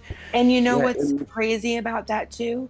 Is the fact that for as little as was discussed, there was a permission slip sent home to discuss it in America. Yeah, we had that. So insane to me. I don't understand why do you have to have permission to talk to my child about the facts of life, and then and then just kind of boot around it to where you're not really you're discussing the minimal of the facts here, and then people wonder why there are 12-year-olds walking around pregnant and 13-year-olds walking around pregnant. It's because they never got that proper education to know what to do, because it's such a taboo thing for people to discuss. Now, being a mother myself, I've had that discussion with my son. My mom and dad used to be very I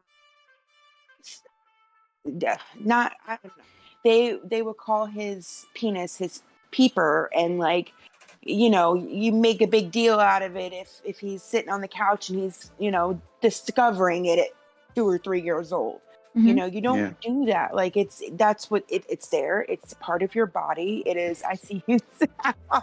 It's what men do. Once they discover it, they never stop discovering it. It's just right. Once you found it, it's like, ooh. But no, it's the same for girls. So I did my work experience at a play school, and one of the first things I was taught on my first day there was you will see little girls grinding on things because sensations are developing and they don't understand what it is. So something feels different and they're like, what is that? It's the exact same, but why shame that? Why not just explain it? Why not get scientific with it? You're taught about mitosis and photosynthesis. So why are we not taught about bodies and about sex? Our whole class.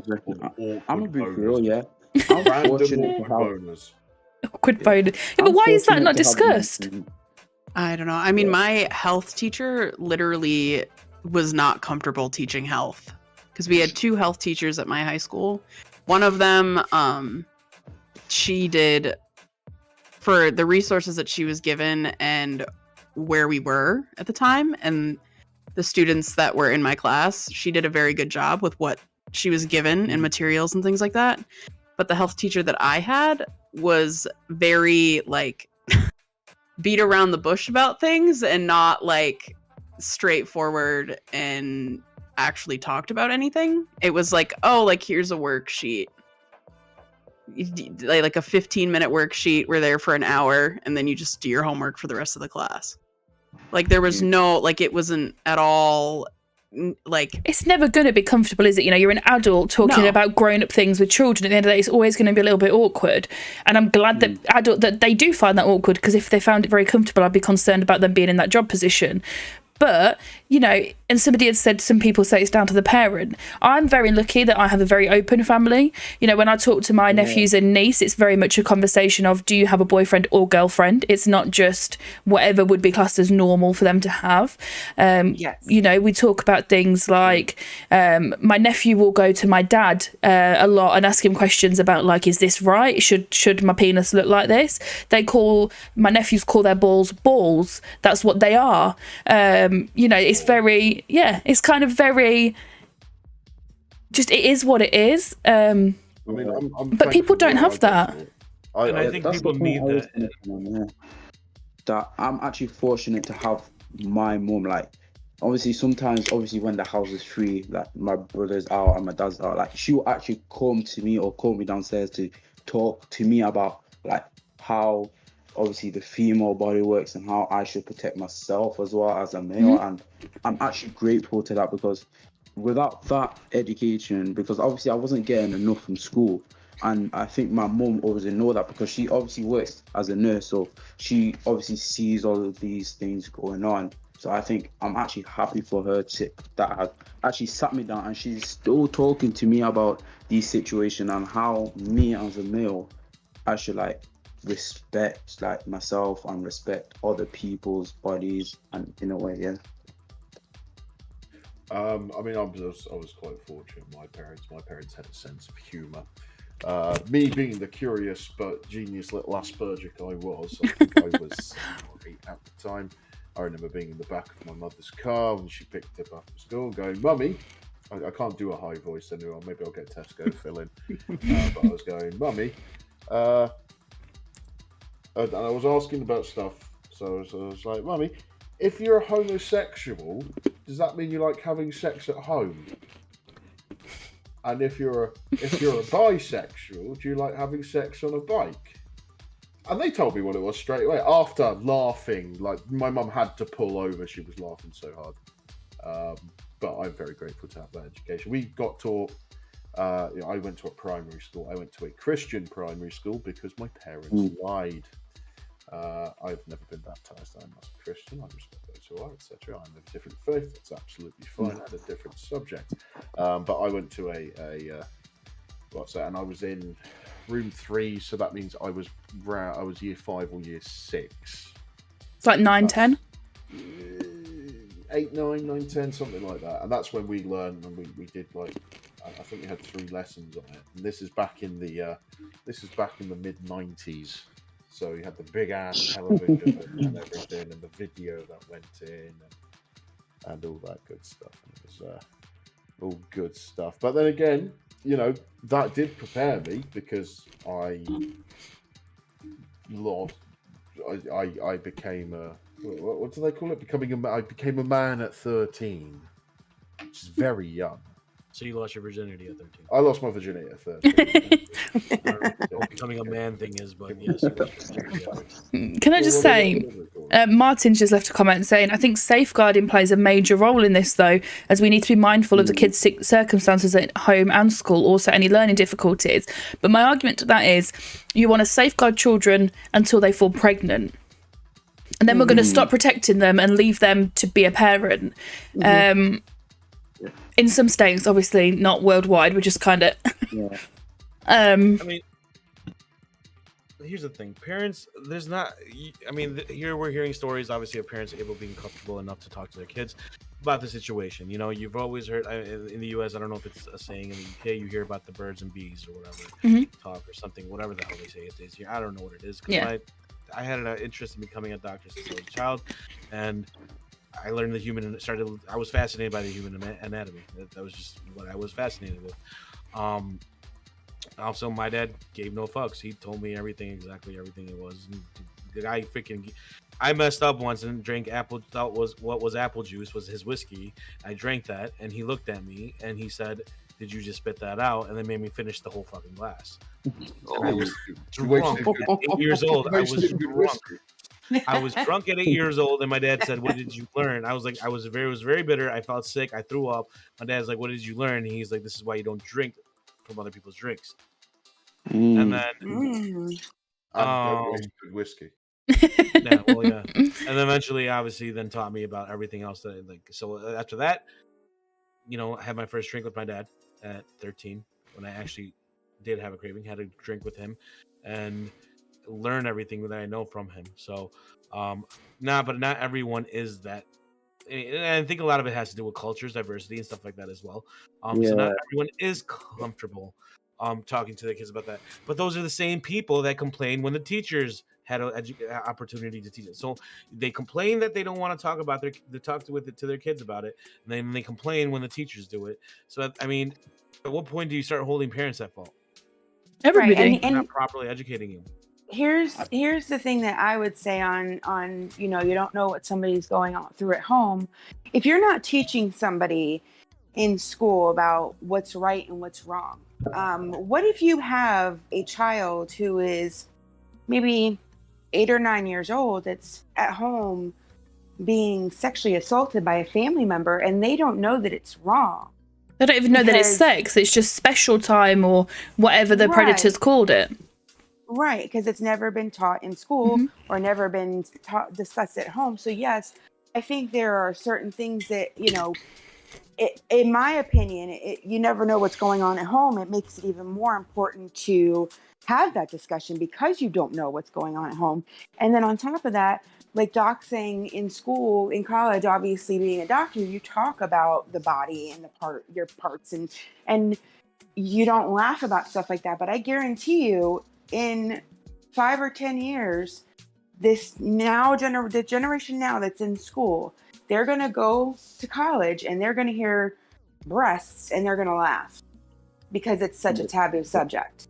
It's true because it's very true because like recently in college, like there's been so many situations of what we just talked about happening, and obviously it got to a point where I was like, I probably don't want to go to college no more because obviously like I'm not comfortable around like what people have said and what they have done. And I think really it comes down to education. Like I remember we had an assembly, like a college assembly about it, but it was like for like 2 hours. Like, and they were the same people. They were still laughing at their age. Bear in mind, these people are 17, 18, and they're still laughing in a reporting assembly about how we should treat people. Is that because it's awkward though for them, so they don't know how to act, so they laugh? Because they are still children at the end of the day. Yeah, but like they were the ones that started this this situation. Like they were the ones started it, and they were still laughing. Like when they're being like taught or saying like this isn't right and all sorts. And after the assembly, they did the exact same thing again. And I'm saying it's because of their education. Like obviously in the school, they've stopped talking about all these situations, and that's why we have more of these people. Like obviously, just talking about rubbish things. Like, and it's just I don't even know like what to say and to do anymore because it's if we say something, it's going to be the exact same excuse that we've been hearing for the past like 3 years, decade, and all sorts. I mean, it doesn't just stem to that though, because everything's very situational, right and wrong. Let's take violence for an example. Violence is a terrible thing. It's absolutely awful. Look at what's happening in Ukraine and Russia, and even there is violence on the world scale. That is a war. But then I turn to you, I look you in the eye and say, do you think Tom and Jerry's funny? I think Tom and Jerry's hilarious. I grew up with Tom and Jerry. Tom and Jerry. The cartoon about cat and mouse for anybody here who doesn't know what it is. Yeah, Hanna-Barbera cartoon, very 60s. Real cartoons. Top tier cartoon. Or anything like Looney Tunes or anything like that. Or let's go away from cartoons because we distance ourselves from cartoons because they're cartoons. We know they're not real. You're watching a comedy show or a television show or something. and a gentleman gets kicked right in the nuts. And we laugh at that. But at the same time, that's some serious trauma. Being turned up again, look at that. Yeah. But that boils down to your education again, though, doesn't it? Because you're taught that that's incorrect. In my opinion, I'm a very big believer that kids should be allowed to be kids, but give them the education to be kids safely. You know, we were never taught things like, I didn't know until I was an adult that things like dental dams exist. I didn't know that. I didn't know you could give and receive oral sex with protection that wasn't a condom. Didn't know that existed. You know, we were only ever taught about condoms or the contraceptive pill. So it was never, and I think it's a massive thing as well, that you should be taught that sex is supposed to be enjoyable. Because so many people of all genders, all races, all religion think that once you're of a certain age, you should be sexually active, you should be consenting to sex, and you just kind of put up with it because you're not taught anything different. So, yeah, I think that there needs to be better education on it in the first place, would prevent a lot of people being in situations. But I also think we should educate other things around that as well. So, like, yes, this is sex, but there are some people who will suffer with, like, endometritis, people who might not, you know, be able to. They might, what's the word? Not fully. What's the word of it? Doc will know. What are you thinking? Yeah, you can't always get your old chap up. Erectile dysfunction. Dysfunction. I mean, there's so some form there's erectile dysfunction. There is another one of that. It's temporary. Sometimes it works, sometimes it doesn't, and that's okay. And there's going to be different people with different opinions and views of that, especially if they are in a committed relationship where sex will cause them pain. And obviously, the last thing you want in a loving, committed relationship is pain. But a lot of people don't know about these things, and it's not widely talked about. And I, for one, think it should be. I think people should have that education so they know, and they can be better informed and have a more respected opinion, rather than go, oh, she's not putting out, you know. But, you know, the reason she doesn't want to have sex is because, you know, it makes her feel so uncomfortable. Or, you know, old Zalver can't get it up. Well, you know, that there could be a medical reason for that. And I think it's important for both genders to know about the issues with each gender, because as a woman, if you didn't know that, or anybody having sex with a person with a penis, if you didn't know that some people can't always create or keep an erection, you might be sat there thinking, they're not attracted to me, they don't want to have sex with me, it's something I've done, and you could internalize that yourself. Sorry, and the same vice versa, the person with the issue, if they don't know it exists, thinking, what's wrong with me? What? And it's not that something's wrong, it's just that something's a little bit different.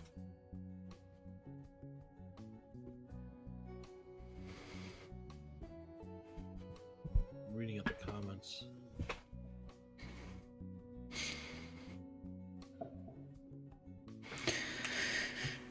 My school does all of this in the summer, shows explicit pics, and it teaches us what is what, but even then some of the stuff makes people feel uncomfortable, but we have to sit there and teachers don't let us leave. Life is uncomfortable.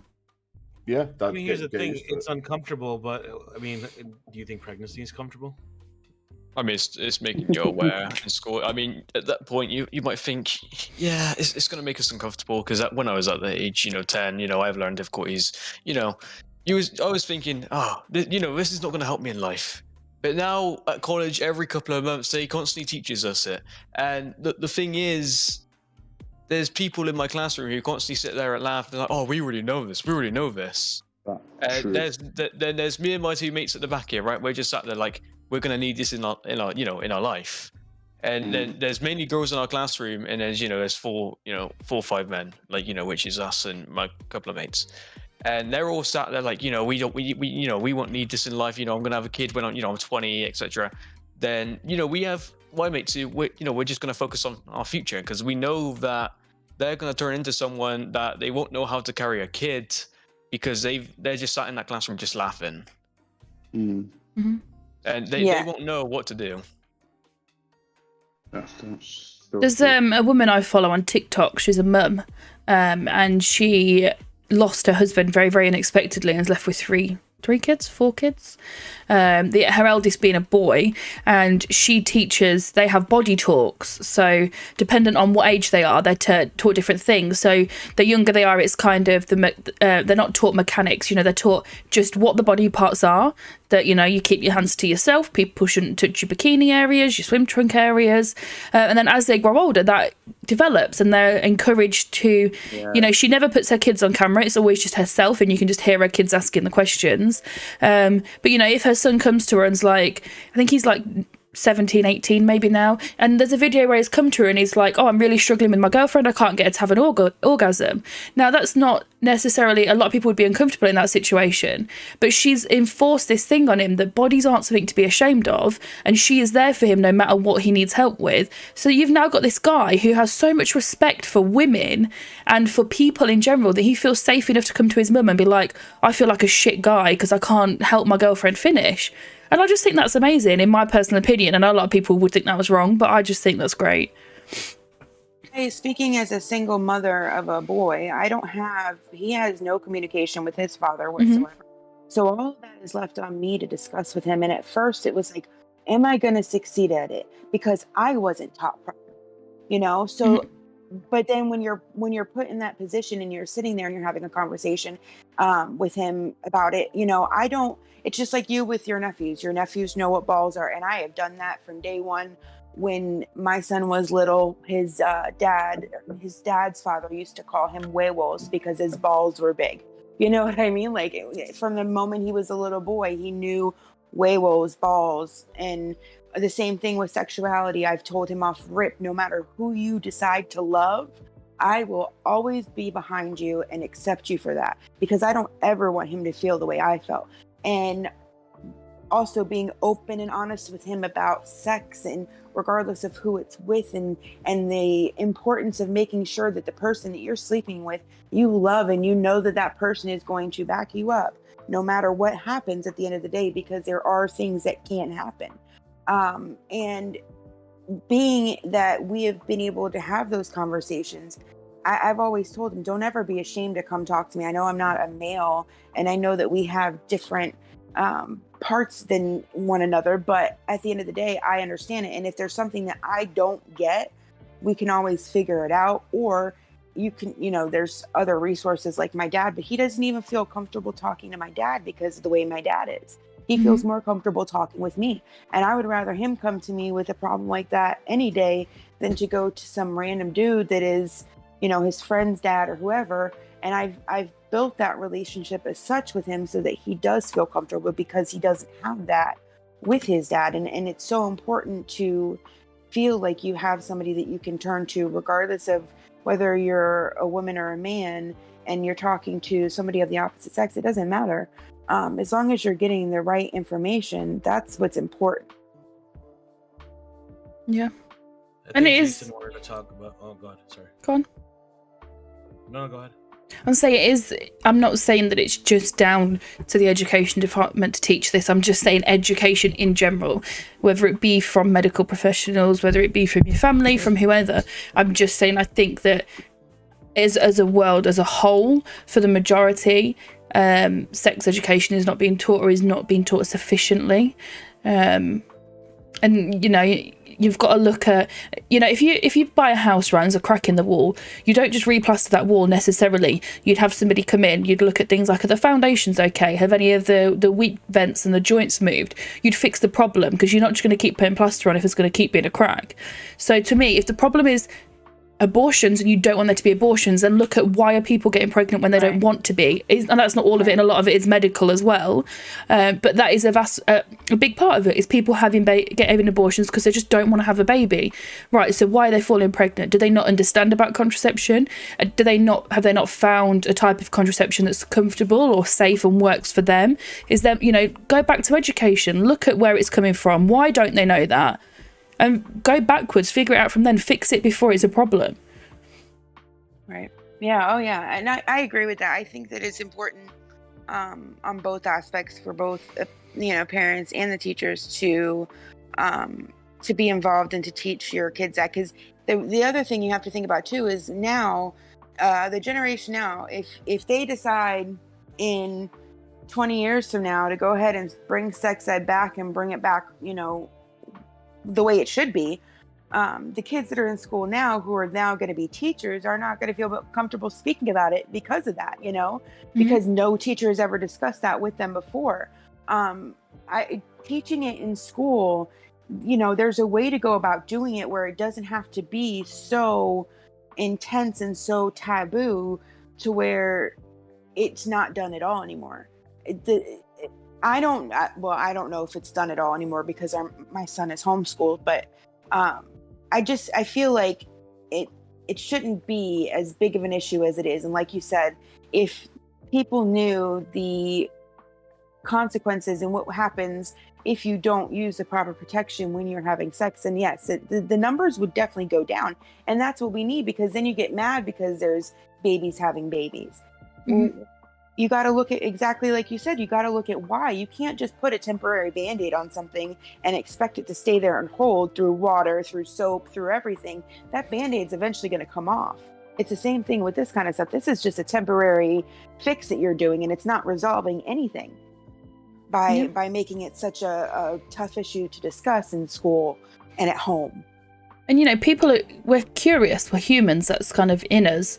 You know, and there's such an easily accessible porn world out there that people can, you know, kids can access it so easy. And if nobody's teaching them right from wrong, then they're just going off what they've seen, then they're going to explore, in my opinion, at a younger age, because they don't know what it is, so they're going to figure it out themselves. Yeah, for sure. All right. I think Jason had something he wanted to say about it, and then I kind of want to move on to the topic of the LGBTQ too, because we haven't brought that up as well, because we are getting close to that time. I've got toothache as well, really bad. Yeah, I just wanted to say, like, do you not think it's now normal to, like, it's like normal to then, essentially in society, it's normal to have a baby at 14? Because it just seems it at this point, you know what I mean? Like, you just see just a constant, like, teen mums on TikTok and everything, and, you know, and it just feels like it's all normal. Yeah, obviously support your child if you had a kid. I do think it somewhat is normal now, if you get what I mean. But that's because you're so desensitized to it and you see it everywhere. So going back to the sexual education, if it was normal and we just educated children and that was just part and parcel of it, you don't get awkward when you go and learn subtraction or how to read and write. So why get awkward when you're learning about bodies? But it's because it's so taboo. So if society as a whole stopped it being taboo, it wouldn't be awkward. You might sit and giggle at first if you feel a bit internally awkward, but you just become desensitized to it because it just is what it is. You just go to school, you learn about it. And then you wouldn't have so many 14-year-olds on TikTok showing off their 12 kids because they've learned at a young age what's right and wrong. And in their coochie cutters. Yeah. And if they decide that they, you know, after they're educated, if they decide they want to be a mum at 14, that's their decision. But they've made an educated decision, and that's the difference. Right. I'm actually going to have to dip, so it's been a pleasure. I have got work in the morning. No worries. Thank you for joining us. Have a good day at work. As always, excellent podcast. If you're not subscribed, subscribe now. Oh, he got loud. To your house. Yeah, that's what Giles said. Pro-choice, subscribe or subscribe. No options. There you go. Just subscribe. Just subscribe. Right, status. Bye. Bye. So I want to move on to the next topic. Like we were talking about the impact this is going to bring on other recent changes to constitutional rights, such as gay marriage, and the impact that's going to, I guess, the frighten, the scare that this is obviously now created in that environment, in that community. And like I said, it is obviously Pride Month. So it's like, you know, it's one of the worst times for this to happen as well. So what are thoughts? What are your thoughts on that in terms of what's next, or what is next, or what is anything safe? I'll just say, sorry, completely off topic. I've got a box of American sweets here. And I just decided to try some Warheads Chewy Cubes. Warheads are very good? sour. They're not very sour. They're a really weird texture. That's my blue one. That's normally the most sour. Sorry, guys, carry on. I think Silent. I think after like Roe v Wade, like that entire thing kind of being overturned, like it kind of shows that like nothing is as inherently safe as you think, or is as protected as you think it is.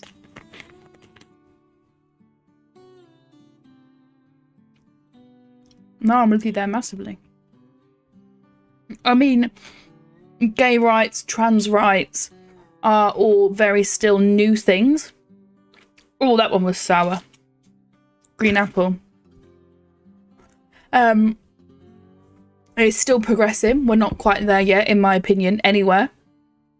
And it's kind of, I worry that it's, you know when companies are closing and it's that thing of last one in, first one out. And it's kind of like, will it be like that? That like the newest human rights will be the first, like the ones to get rid of? I don't know how to word this.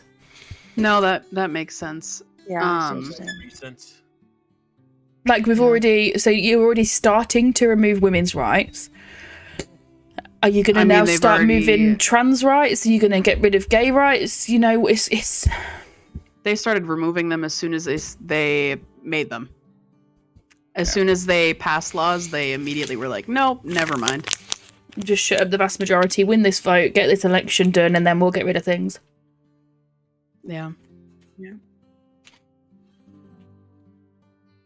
I mean, essentially, right? I mean, you look at famous cases, right? You have Roe versus Wade. You have Miranda versus Arizona, which is where the Miranda rights came from. You've got Gideon versus Wainwright, which was where you had the right to the state had to appoint you a lawyer if you could not afford a lawyer. You know, are these all rights all going to be taken away? You have Brown versus Board of Education, which is probably the next biggest one after Roe v. Wade, which was where segregation in schools. You know, so where does it stop? Where's the line? Where's the limits? At what point do you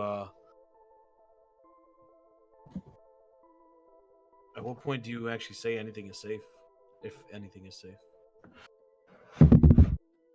Right, and America is supposed to be quote unquote land of the free. But if you're taking away people's choices, that's not what I call a freedom at all.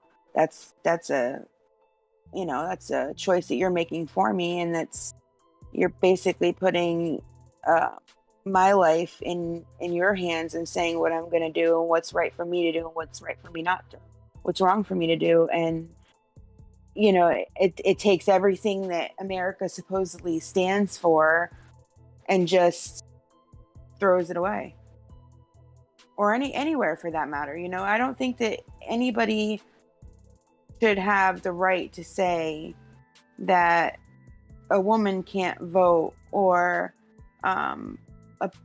blacks can't sit at the back of at the front of the bus, at the back of the bus. They have to do what, where somebody else says. It just, where's the compassion there? And then we wonder why we live in a world that is filled with so much violence and hatred. It's because you're putting so much strain on people mentally, thinking that they're wrong for feeling the way that they feel. And like, nobody should ever fear their being able to say how they feel about their sexuality. Like, I should not have to worry about what my next door neighbor thinks, or like if I have a female friend and she finds out that when I tell her I'm attracted to women, is that then going to put a strain on our relationship, even though I'm not attracted to her as a person? You know what I mean? And so at the end of the day, I should have a choice of who I spend the rest of my life with, whether it's a man, a woman, I would say an animal, but that's different. But, please don't do it with an animal. We do not condone bestiality here. No, never. But that's just, I should have the right to choose who I am and who I want to spend the rest of my life with. And I think not just me, anybody has that right to choose. Mm-hmm. I know we have a running joke in my family. So obviously, no relationship's perfect. Everybody has issues. So I've got an older brother and an older sister. I'm the youngest of 3. And then I've got 2 cousins that were brought up like my siblings. We grew up in the same house, same family, everything. So one of my cousins in Australia was with a guy that we thought was her forever guy, and then they had issues. They broke up, and then she got with somebody else. She's got 4 or 5 kids with him. Now they've broke up. And then we've got my cousin who lived down the road, who her relationship had up and down. My sister's married with 3 kids. I got divorced. And then we've got my brother, who's the only gay one in the family, married to a guy, and has the picture perfect relationship. They are so suited for each other. So it's always the running joke that, like, the only not normal relationship in the family is the best relationship in the whole of our family. And, you know, my nephews and niece and my kids, when I have them, are so lucky that they get to grow up in a family where sexuality is just normal to be whatever you want. You know, my nephew was at my brother's wedding. He was only young, but I remember for a while, because the only wedding he'd been to before then was mine. So he did keep saying things like, but who's Uncle Lee gonna marry? Like, where's the woman he's marrying? And who's Uncle Jay marrying, which is his husband? He couldn't understand that there was 2 men marrying each other. But now it's just so normal to him. And I think he's so lucky that, you know, if he is gay or bisexual when he grows up, that it's not going to be a big deal. It's just going to be normal. And that's good too, because homophobia is such a big thing in the world, and in America, I know for a fact. And if you teach children at a young age that it's okay to be quote unquote different, you know what I mean? Like, it's not, you don't have to do and subdue with what everybody else is doing because you think that that's what society wants or what is right. You know, I had that conversation with Armani at a very, well, not a very young age, she was like 10, and I had that just 9 or 10, and he was talking to somebody on Xbox, and he had a crush on her, and then he found out that she was a he, and he came to me and he was like, is that wrong? And I was like, no. Like, if you were attracted to her, knowing that she is a her, or thinking she is a her, what makes that any different now because she is a he? What's so different about that now? So, you know, if more people were like that, then you would have less people attacking gay nightclubs or, you know, gay people in general, or the LBG community. It's so far-fetched from reality, thinking that it's okay to treat anybody like this, regardless of whether it's religion, having a choice of abortion, who you're sexually attracted to or not sexually attracted to. It's horrible. It concerns me that the only choice that's going to be left is what gun to buy. Right. I want to go off what Brandon just said. Everybody wants peace, but nobody does what it takes to get to that peace. Yes. Define peace to me, Brandon. Tell me what you mean by peace, and then tell me what you mean by nobody does what it takes. What are your thoughts? I want to know your thoughts on that. If you want to come into the podcast, feel free to join, and then just head on to the waiting room. Pull you in.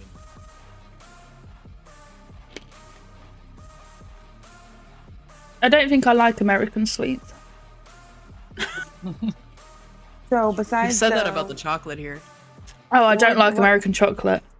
Yeah. What else do you have besides the Warheads? Everlasting Gobstoppers. They were just boring. They didn't taste of Yeah, anything. they're just fine. They're just, They're yeah. like, eh. I've got nerds, but we have them in England anyway. But that was a bit bitter. You don't have the good ones, that's why. I've got some more Warhead cubes, a bigger box. Some Mike and Ike Berry Blast, which I love. I've got a Fun Dip Raz Apple Magic Dip. Those are good. Have you had Pop Rocks before? Yeah. I've got a Tootsie Roll. I've got a Charleston Chew. I've got whatever this is. Dum Dums. Tootsie Rolls. Dum Dums. I don't really eat sweets. Yeah, just lollipops. Yeah, it's just a regular lollipop. I've got a Brandon, Airhead Strawberry. has responded, said peace is where we all get along and don't hate each other no matter.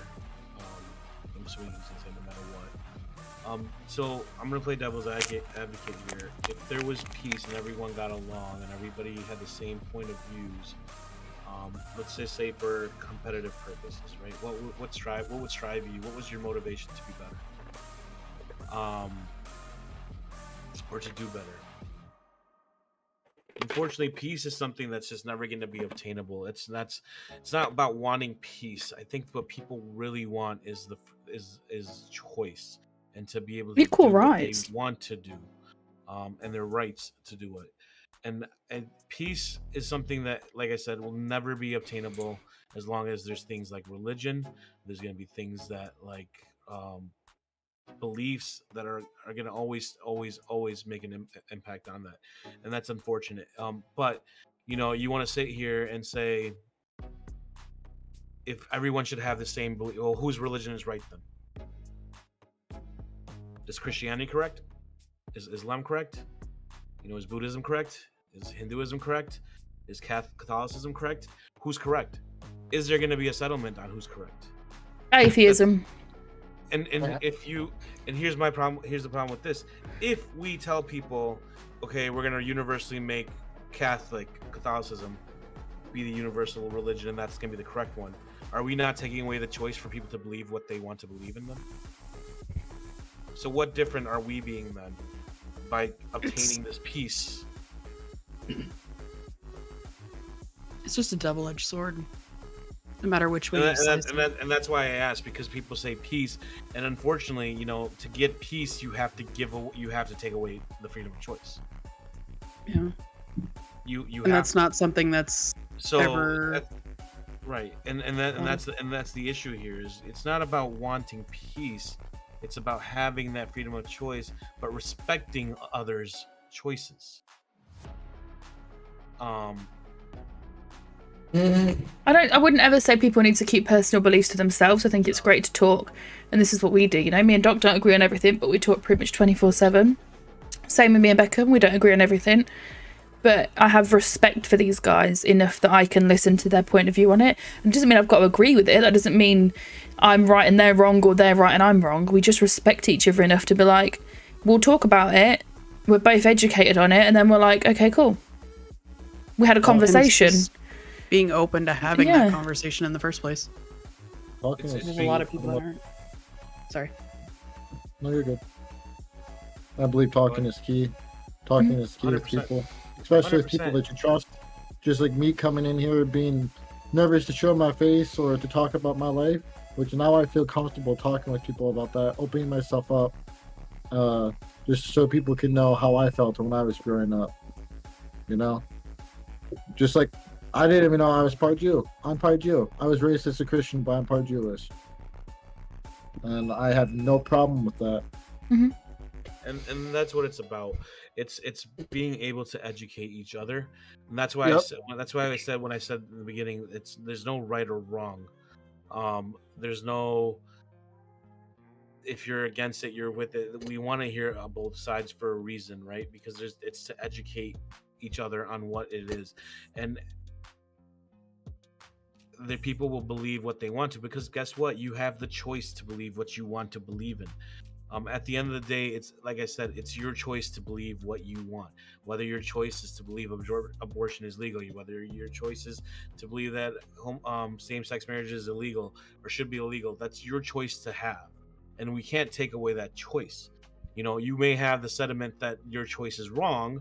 Well, unfortunately, that's a biased opinion, and they have their reasons to have that choice, and we have our reason. You have your reason to have your choice. I have my reason to have my choice. But it's all about respecting each other's choices. And if we could there's nothing wrong with being against same-sex marriage, but respecting people that choose to get married same-sex. There's nothing wrong with that. You said we should leave our opinions to ourselves. Well, you're right, because you can sit here and say, I don't think same-sex people should be married, but I'll respect it because it's their choice to do so. Mm-hmm. And if you can have that mentality, you can obtain peace without the double-edged sword.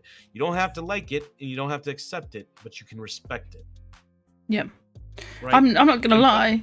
I wasn't always pro-choice as such. I had a phase last year where all my life I've wanted to be a mum. That's all I've ever wanted. And I was diagnosed with polycystic ovaries, which means that unfortunately I might not be able to carry a baby. I might not be able to get pregnant. Only the future knows whether that will or won't happen. And at the time I was working on the phones for London Ambulance Service, and I had a woman who rung up with complications following an abortion. And I felt so angry at her that all I'd ever wanted was to have a child, and she was there getting rid of hers. And I kind of had the mentality of, well, it serves you right. You shouldn't have had that abortion. Obviously I didn't say this to her, but in my head I was thinking, well, you know, if you hadn't have had that abortion, you could have given that baby to... I'd take that baby. I want to be a mum. And I kind of shocked myself with it. And I really had to sit down with myself and be, you know, have that moment and allow myself to feel those feelings alone and not push those feelings onto other people. And that's what you're saying. You know, you've got to respect other people's decisions, whether you agree with it or not.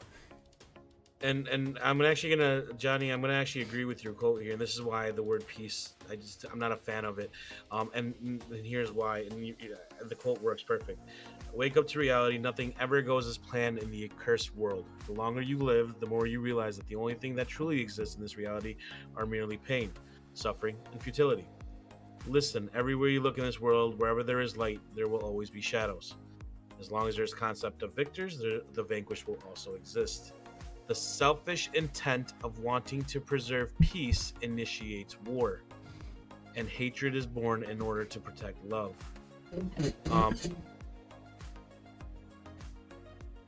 To me, and this is what it is every country wants peace, right? But every country wants to be correct, and they want to preserve their right, and that's what peace to them causes is a war. Peace does cause wars. It's not about getting peace. Like I said, you're never going to obtain peace unless you take away choice. And if you take away choice, you're going to cause wars. What's going to initiate the closest level to peace is going to be respecting others' decisions. That's what it comes to. So, you know, when you say you want to have peace, unfortunately, peace in its own is a very greedy subject to have, because there never, like I said, and like Johnny's quote said, there never will be peace, because the only way to obtain it is to vanquish one side of it. You know, so you want to get good, you have to get rid of evil. You want to have laughs, you have to get rid of sorrow. You want to get, you know, and that's never going to happen because people have the choice to do these things. People have the right to feel these ways, and unfortunately, when it comes to this, it's more of a, we need to learn to respect other people's choices and other people's actions and what their beliefs are. It's a simple concept. It's not about making everyone agree or keep their opinions to themselves. It's about making everyone respect each other's opinions, and that's what the world needs to do, in my opinion. And as far as not making an effort to obtain peace, there are countries making efforts to obtain peace. It's just by causing wars, and that's the issue here. The effort should be to respect each other and not to get everyone to agree to the same thing. That's all it is. And just like you said, we all just need to compromise on things. Once again, compromising is not you don't have to compromise if you can respect. Everyone can have their own belief. Everyone can have their own choice, as long as you're able to respect their choice. You know, we send people to jail because they chose to do a crime. We don't go to send them to jail to go to kill themselves or kill them or die or whatever. We go there. The people go to jail. The reasoning to go to jail is to rehabilitate that person and to have their mindset change. Does it work? No, because we're changing the person as a whole. We're not. It's just. It's hard to explain. It's a hard one. It's a difficult one to explain. It sounds very negative. But it's the honest truth of it. There's no compromising. Compromising will never solve anything. You shouldn't compromise on your morals or your standards anyway. No, 100% not.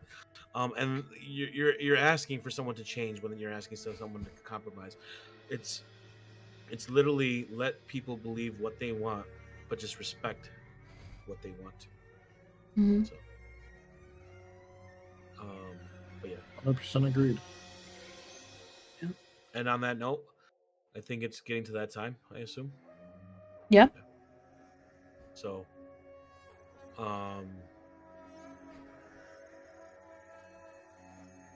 yep. So we're gonna go ahead and end it there, guys. Thank you so much for stopping by. Obviously, this was a more deep, personal. It was more of a deep, hard one to talk about, but I think it needed to be done. Thank you to everyone that came on night. Zal was here. Brittany, thank you for your input. Scar, you were in here. Tesco, Jason, Blaze, for everyone. Make sure you guys check out their Discord, their YouTube channels. You can find Night, obviously. I think the easy as Night Redline. If you guys want to drop your links, feel free to drop your links. This would be the time to do it. But yeah, thank you guys again for joining. Thank you guys for doing your opinion. We're going to continue the way we have been. We'll choose another subject and topic that you guys want to talk about. If there's any topics that you want to, instead of doing the questions for guests, topics and questions, put in topics that you guys want to discuss that's going on. That's what we've been doing lately, and letting everyone get their own input in it. So we'll see who joins us next week. But other than that, guys, make sure you guys like, comment, subscribe, check out the channels, check out Chloe's channel, check out my channel. We're almost, I guess, the road to 2K. What was it? Road to 2K. Yeah, you're almost to 2K. Yeah. I just thought. Road to 2K. Yeah, 2K. Road to 2K. So let's get to 2K. Let's get there. I'm sure we can get there soon. But other than that, guys, let's get the podcast up. Make sure you guys share the podcast. If you guys like what we're doing, you guys feel like you have a comfort zone, a safe zone, tell it to all your friends. Let your friends come in. Let your friends get that safe zone too. Don't be selfish. Give them the choice, right? Give them the choice to make the decision if they want to join or not. So other than that, guys, thank you again. We'll see you again next week. Awesome to talk to you guys as always. Have a wonderful day, guys. Bye. Bye.